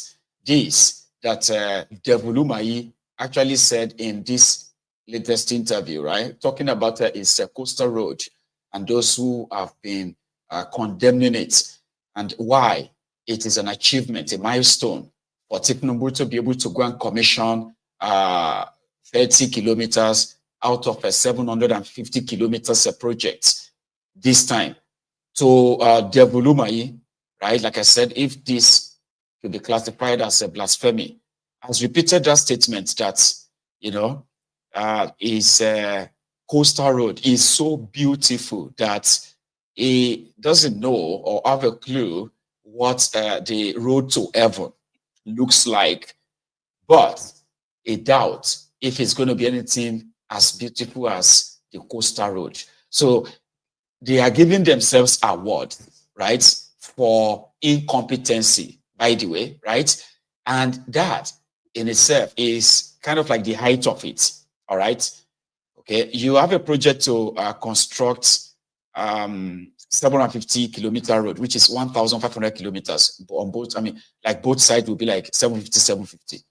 And according to him, they have only constructed 15 kilometers on both sides. That's what he added together to make 30 kilometers. So it is not like they've constructed 30 kilometers of road per se on both sides. Anyway, I want you to listen to him, right? Watch this. Where is Roof on Fire? I wanted to see Roof on Fire because he said I was in Independence Bridge. I saw them digging. I saw them with crocodile eye. How can they finish the work in 24 hours? You did. Well, you proved us wrong. Yes. The Lagos Calabar is 750 kilometer route. And it's been procured in sections as approved by Federal Executive Council and BPP. The first section is 47.47 kilometers, by six lanes. Each lane You have three lanes in each carriageway, 3 lanes, and at the middle you have a train track of 12 meters, width, and of course you have bridges along the line. So the first section is supposed to be done in 36 months. Started in March 2024. So we've done about 1 year. Now the contractor has achieved from Ahmad Bello Way, where Channel Zero is achieved an average of about 15 kilometers, both carriageway. Is constructing a number of retaining wall because we made sure that our road is raised above the highest expected flood level of the ocean, and so that has put a lot of buildings, adjoining buildings, in a very serious situation, in the sense that our road level is at the level of their decking, first decking, and so we are constructing retaining wall all through. Now, what we have said to Nigerians is that by May 25th, 2025, there will be 30 kilometers that is ready for the president to commission in the Section 1. And what is the 30 kilometers? 20 kilometers continuously from Ahmad Bello Way will be, so, and then 10 kilometers at the end of Section 1, which is Leko Junction. And why are we leaving about 17 kilometers? It's because of settlement, because the settlement of the sand by the reason of our instrument is going to take about 6 months or thereabout to properly settle because of the filling of up to 10 meters height within that section. Even though High Tech has procured an equipment that assists in the direct compaction of the sand, so it helps, and of course sand can be compacted if it has water, and all it does is to drive away the air within it. So that 30 kilometers is going to be ready by May 25th, and I was there and I was very, very happy, honestly. And Oji, I would like you to go and drive from our Bello Way. When I was there, I was so excited, and I say, if the street of Coastal Highway can be this beautiful, how will the street of heaven, how beautiful will it look? And so it helps us to do more and better to make heaven. So it's a beautiful place, and I would like you to go there and see for yourself. But in Challenge 13, we are very much confronted with the ocean surge. We had done everything ready to concrete. I said, no, don't concrete, because the ocean is washing away part of the sand field there. And so we have looked at it. We went with journalists yesterday and we looked at it. We said, look, we have to do ocean protection. And that's what they're doing. So we may skip that 1 kilometer until the ocean protection is done. And of course, it's expected. So this is what we are doing. And we're likely going to have 10 kilometers ready in Section 2. Section 2 is 55 kilometers. It's running from a lake, going through the busy Lekki deep sea port. And then, of course, you have Dangote Fertilizer, the Dangote refinery. You have the Lekki Deep Sea Port. You have a lot of companies over there. So we're going to be doing a lot in terms of flyover to ensure that conflicts will be resolved for evacuation of goods within that zone. And so we're likely to have another 10 kilometers of concrete from Section 2 over there. So by 14th of this month, we are going to be flagging off the construction in Calabar, axis. I saw in the social media when people say we are concentrating all in Lagos. No, that is not a fact. We are, working right now in Calabar and Akwa Ibom.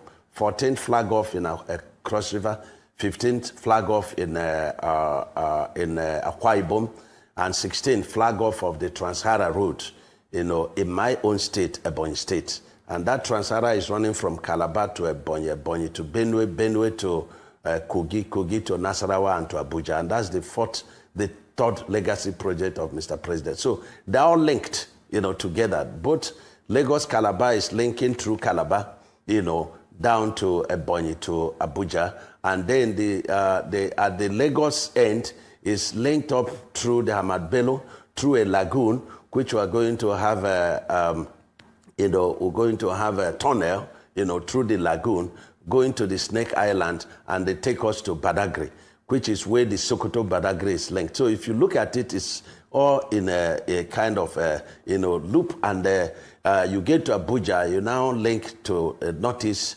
through the Akwanga, Jos, Bauchi, Gombe. So, nuisance, Lele.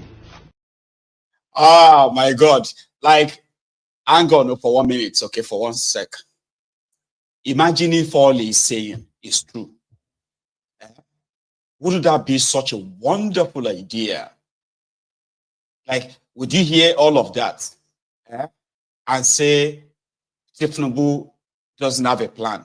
Like, seated there, like as you are hearing from Akanga to Trans-Sahara, we are going to have a 15 commissioning in the Boeing. We are going to have a 15 commissioning in flag off in this place, 16 flag off in that place, and we are also going to connect it to Trans-Sahara Road, and we are also going to build a tunnel inside the lagoon. Did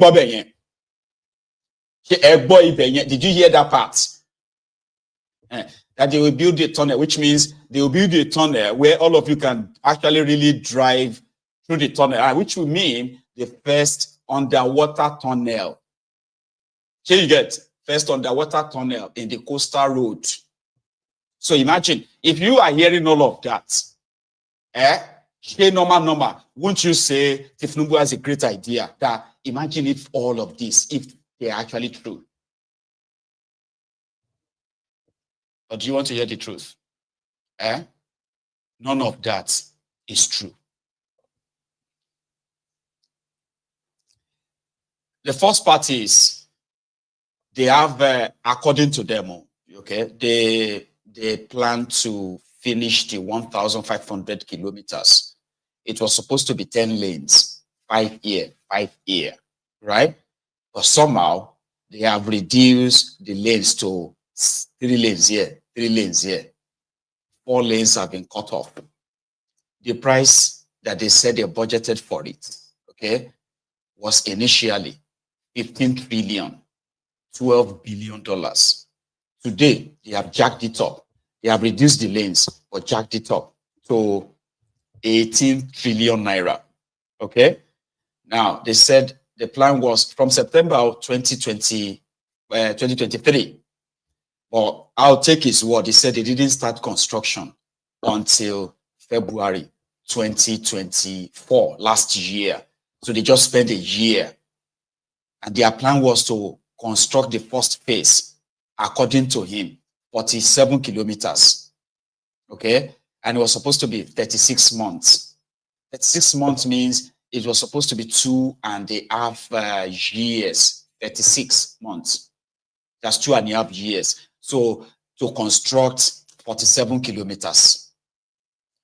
Now, within a year, according to him, they have constructed 30 kilometers and they intend to construct another 20. This is from the Lagos part.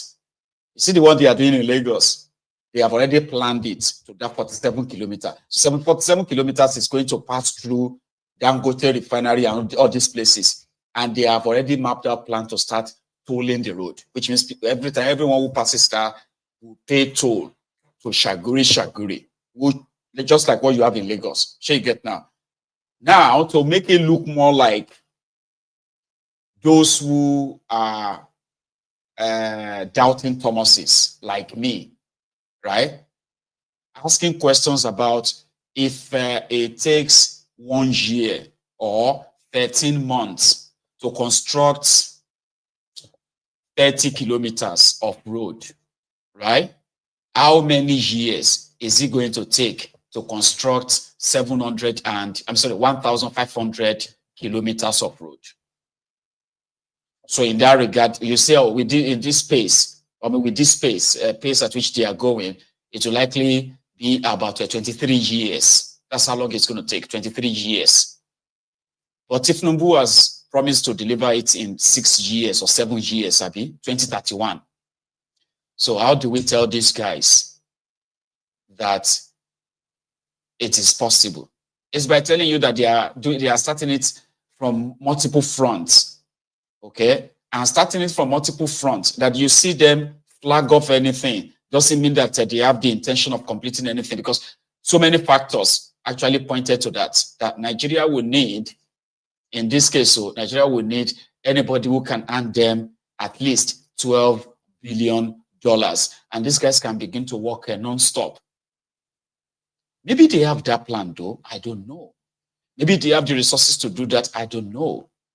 But as it stands, right, it is, it is more or less like so obvious that the most important thing to them, which they can use to show all of you, just same way, because by this time next year, right, they were, as I said, they are planning to probably like have added another maybe 20 kilometers.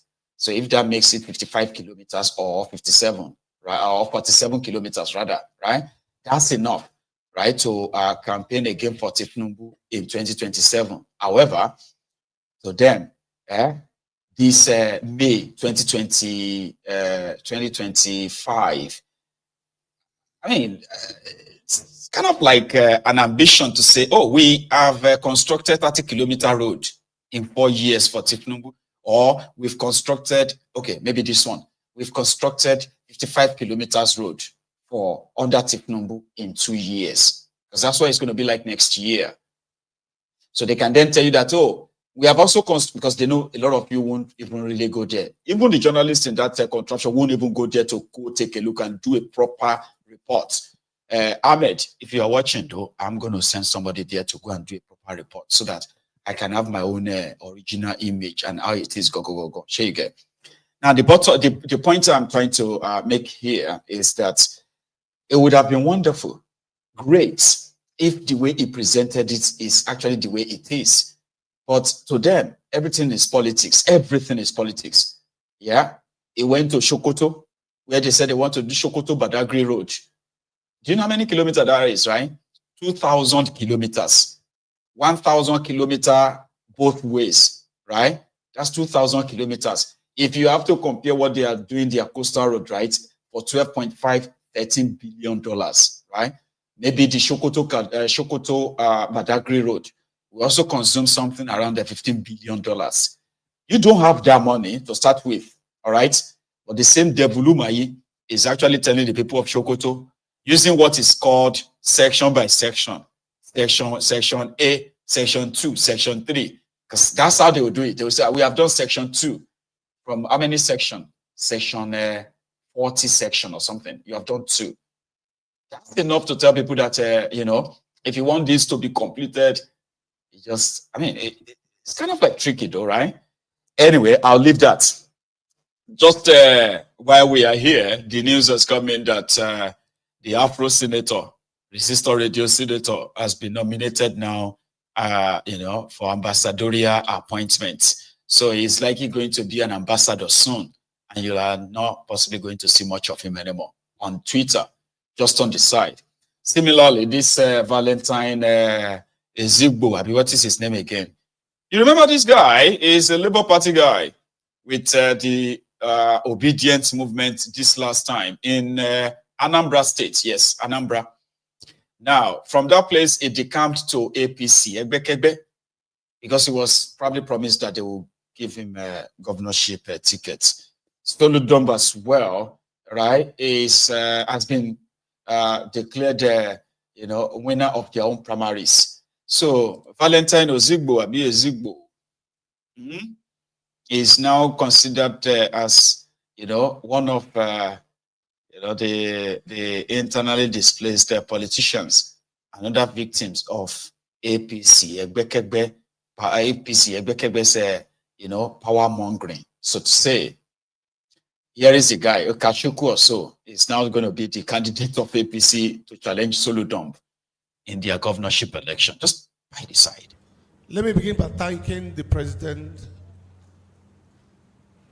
of this country, Nigeria, Commander-in-Chief, Bola Ahmed Tinubu Jagaba, for the first time giving us a platform to contest primaries and be heard, and then we hear other people. It's unprecedented. It has never happened before. They didn't show any interest or favoritism to any candidate, to any aspirant.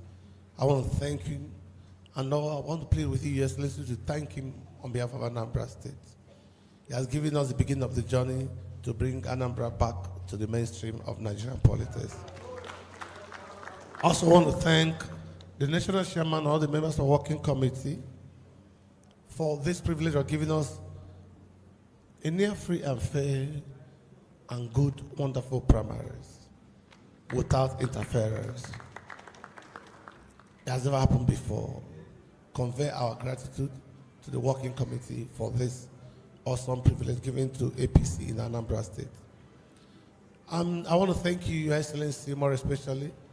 It's not easy for a governor to leave his state, not just one night, but 2 days in another state, just for the sake of trying to do us, the Anambra people, a great favor in order to make us realize that we need to come back.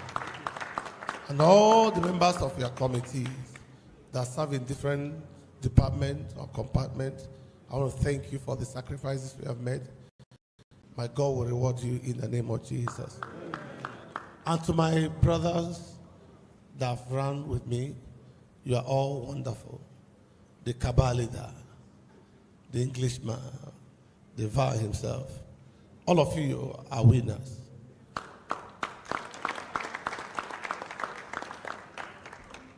No one is celebrating winning anybody, because this is not the journey, but the beginning of the journey itself. We need to come together, we need to win. All of us knows very well that there's nothing better than us winning the seat of governor. It's about winning, right? So Valentine's scored 67. People said that, he had to leave his group because they made him believe that it was a governorship material. He went to see Gandola, the Babariga Mobile Banking CEO of Kano as well. He went to see the first daughter of the Federal Republic of Nigeria, that's thiefnubu, right? And, it's been like fooling around all these places, and a lot of people are like, so at the end of the night, 67 votes or delegate votes is worth. I mean, that's all happened anyway. You had to use some people to believe in you that you would never have anything to do with what a group of atlas criminal politicians, but then they are wrong to discover that there is no much difference between them. Everybody is pretty much interested in its power, and they will do anything and everything to get it. So even if they have to take it from the devil, and it's the ring of Koolu, it's crazy, isn't it?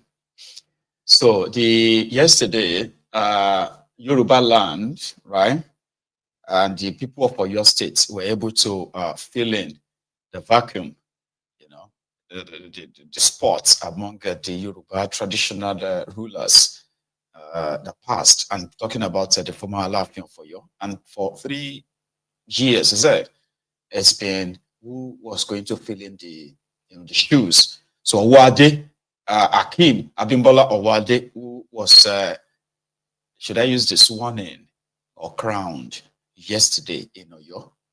Similarly, that same yesterday, there was the Oyo sons and daughters in Paris. I don't know if you have seen this clip. I'll share it with you. Oyo sons and daughters in Paris also gathered, to celebrate the coronation in style. I mean, this way.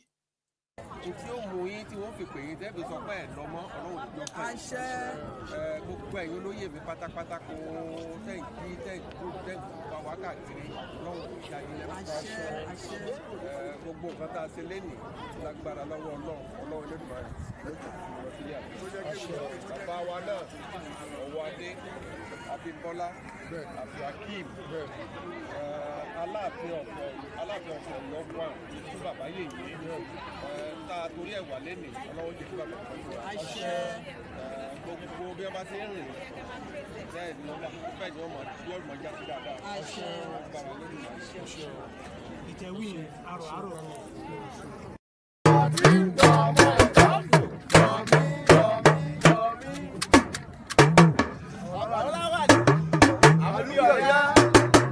Agogo ìjà, olùkọ̀ọ̀kọ̀,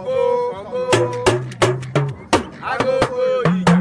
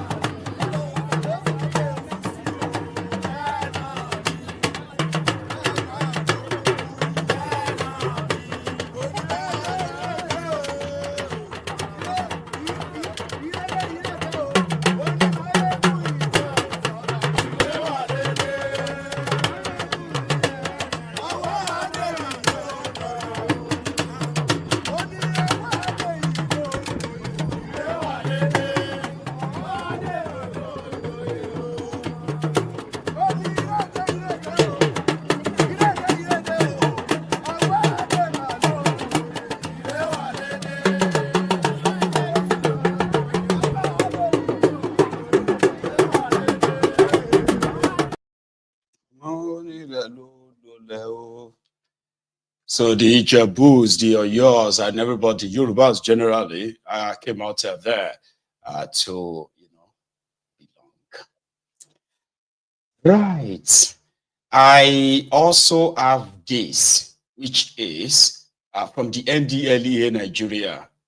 We discovered this box, right, lined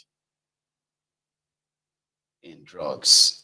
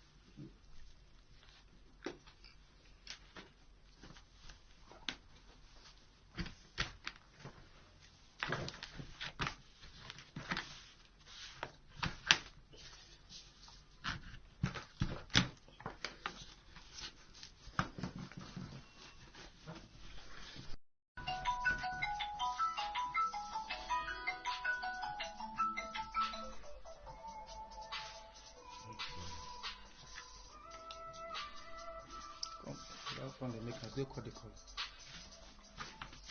Now they are phone. No, leave on, me ring, leave on.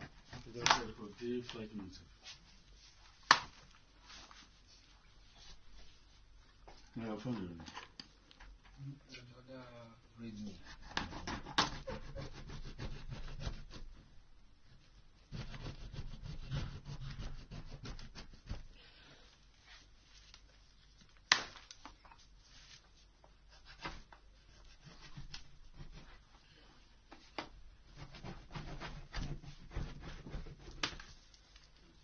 Gently, gently, gently. I think you can cut it.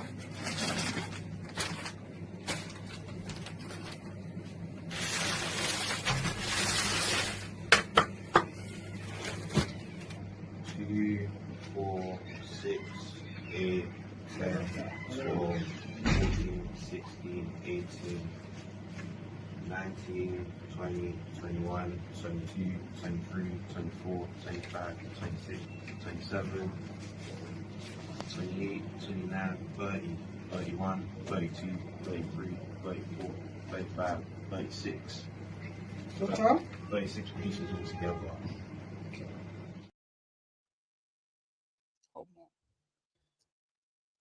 With the way things are going in Nigeria, if you make it to the end of this year, and somehow, you still have your sanity intact, you may not know what God do you. Because as people have become more frustrated, they are resorting into, to get away from their frustration, they are resorting into taking all kinds of drugs. And the way it is in Nigeria, there is a huge market for it, where you have a lot of frustrated people dealing with so many like devils or demons, right? So you see all these guys that are, the drug dealers, the drug smugglers, and what have you, right? They have their hands full, by the way. So if you make it to the end of this year, you know run mad, you may not understand what God do you. Because right now, like I said, now everything within that place is actually there to kill you. Or one way or the other, kill the people that will affect you. So it's mental as we speak. So when I saw that, I was like, you have like millions of questions you want to ask. How did they come by them? How did somebody, all of that actually were like airport bust. So, and that gives me a little bit of concern. You know what I mean? Like, why would anyone be so confident to, to lace their travel bag with drugs or even fill up a whole suitcase, right, to smuggle weed to where? So are things that bad? Are these ones just those ones who didn't really bribe or pay the expected bribe and they got busted like this? Or these guys are really like walking, changing, and they have this pandemic of drug dealings and drug smugglings on their hands in Nigeria. We have they are making so much discoveries. these days. So I have a lot of questions myself, and I know I may never get an answer. Okay, so kudos to the people who were able to discover all of this, because I don't think they were meant for Nigeria market, except for the last one, right? Anyway, time is no longer on our part, and I'm sorry that we didn't take us tonight again. But I'm going to see you some other time, okay? This new week, I am going to see you tomorrow, you know, and then after as well. Enjoy the rest of your evening. Like the broadcast before you leave, and share it as well if you haven't. And subscribe to my channel as well if you haven't as well. So I will see you again tomorrow. Good night.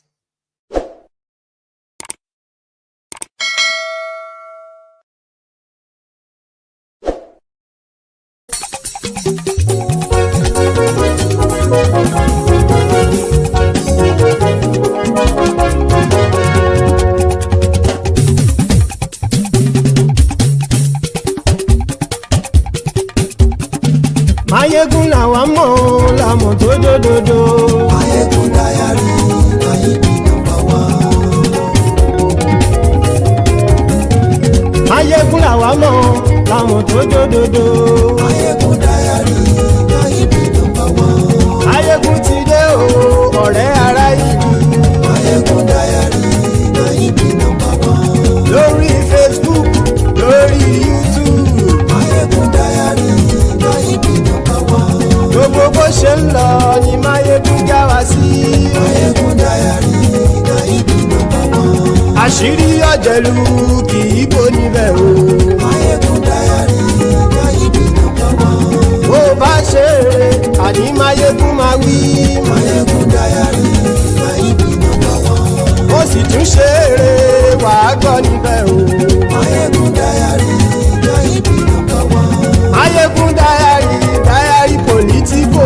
Mayegun dayari Mayegun number one. Godfatherism kò sí lọ́rọ̀ Mayegun. Mayegun dayari Mayegun number one. Ẹ farabalẹ̀ sẹ́ o kẹgbọ́rọ̀ lẹ́nu o. Mayegun dayari Mayegun number one. Àní Mayegun làwa mọ̀ tó dòdòdò. Mayegun dayari Mayegun number one.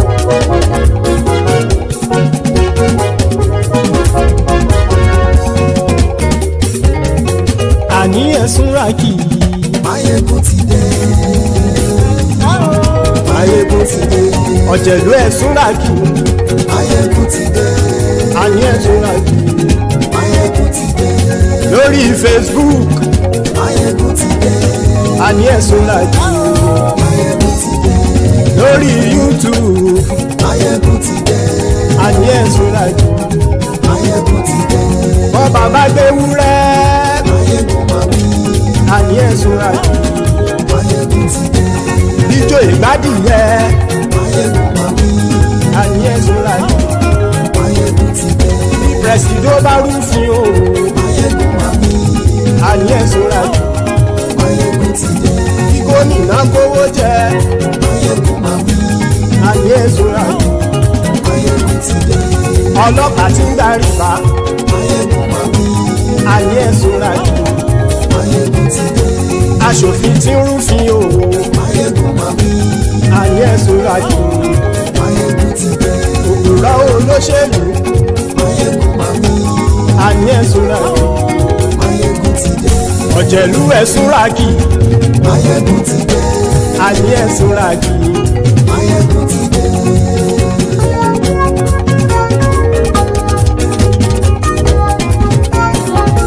Mayegun ti dé. Gbogbo ọ̀jẹ̀lú ẹ̀sùn rákì. Mayegun ti dé. Gbogbo ọ̀jẹ̀lú ẹ̀sùn rákì. Ṣùgbọ́n ẹni bá ti ṣe èyí tó yẹ kí wọ́n ṣe, ọmọ bá dèrò ní fi wọ́n níran o. Mayegun ti dé. Gbogbo ọ̀jẹ̀lú ẹ̀sùn rákì. Mayegun ti dé. Gbogbo ọ̀jẹ̀lú ẹ̀sùn rákì. Ṣùgbọ́n ní bá ti ṣe yìí tó yẹ kí wọ́n ṣe, ọmọ bá dẹ́rọ̀ ò ní fi wọ́n níran. wọ́n fowó bẹ́ẹ̀ o Máyégún ó sọ pé wọ́n ò bẹ́ẹ̀ wọ́n fowó bẹ́ẹ̀ Máyégún ó sọ pé wọ́n ò bẹ́ẹ̀ oníkanṣá ti ṣe èyí tó yẹ kí wọ́n ṣe fáwọn ará ìlú tó gbé wọn débẹ̀ o àyè. Máyégún ti dé gbogbo ọ̀jẹ̀lú ẹ̀ súnra kì. Máyégún ti dé gbogbo ọ̀jẹ̀lú ẹ̀ súnra kì. Ṣùgbọ́n ní má ti ṣe yìí tó yẹ kí wọ́n ṣe ọmọ bá dẹ́rọ̀ ò ní fi wọ́n níran. Ha! Kì máa yí ṣe eré ọ̀rọ̀ yìí kì í ṣe ẹ̀fẹ̀. Kì máa yí ṣe eré ọ̀rọ̀ yìí kì í ṣe ẹ̀fẹ̀. Ẹni bá ti lè lẹ́bọ̀ lẹ́rù o ọmọ bá dèrò kàṣà ìtú wọn síta. Máyégún ti dé gbogbo ọ̀jẹ̀lú ẹ̀ súnra kì. Máyégún ti dé gbogbo ọ̀jẹ̀lú ẹ̀ súnra kì. Ṣùgbọ́n ní bá ti ṣe yìí tó yẹ kí wọ́n ṣe ọmọ bá dẹ́rọ̀ ò ní fi wọ́n níran. Tẹnitẹni ọmọ Máyégún ọ̀rẹ́ ara ìlú mọ̀mọ́ ni mo fọlọ́hún ṣọ́ ẹ̀ bá kìlẹ́bù lóòótọ́ olódodo ìlú ọ̀tá ìlú mọ̀mọ́ ni ìwọ ṣá máa ń ṣọ́ra kò sì mọ́ bẹ̀rù bọ́tà ń lè rí bóníṣègùn lé káwọn mọ̀mọ́ fi ṣera wọn ni ó ti dẹrùn tí wọn ò gbọ́dọ̀ sì mọ́ bẹ̀. èèpo ọ̀gọ̀ lọmọ bá dérò tàjẹ́ ò gbọ́dọ̀ jẹ́ ó ti jọba lórí abínú ẹni kò sì mọ́ fòyà àìsíwọ́lu ní ẹnìkẹ́ ìgbódì ẹyin lábàrá o ó kó ẹni tó bá dán o ákàmù. Máyégún ti dé gbogbo ọ̀jẹ̀lú ẹ̀ túnra kì. Máyégún ti dé gbogbo ọ̀jẹ̀lú ẹ̀ túnra kì o ẹni bá ti ṣe yìí tó yẹ kí wọ́n ṣe ọmọ bá dèrò òní fi wọ́n níran o. Máyégún ti dé gbogbo ọ̀jẹ̀lú ẹ̀ súnra kì. Máyégún ti dé gbogbo ọ̀jẹ̀lú ẹ̀ súnra kì. Ṣùgbọ́n ní bá ti ṣe yìí tó yẹ kí wọ́n ṣe ọmọ bá dẹ́rọ̀ ò ní fi wọ́n níran.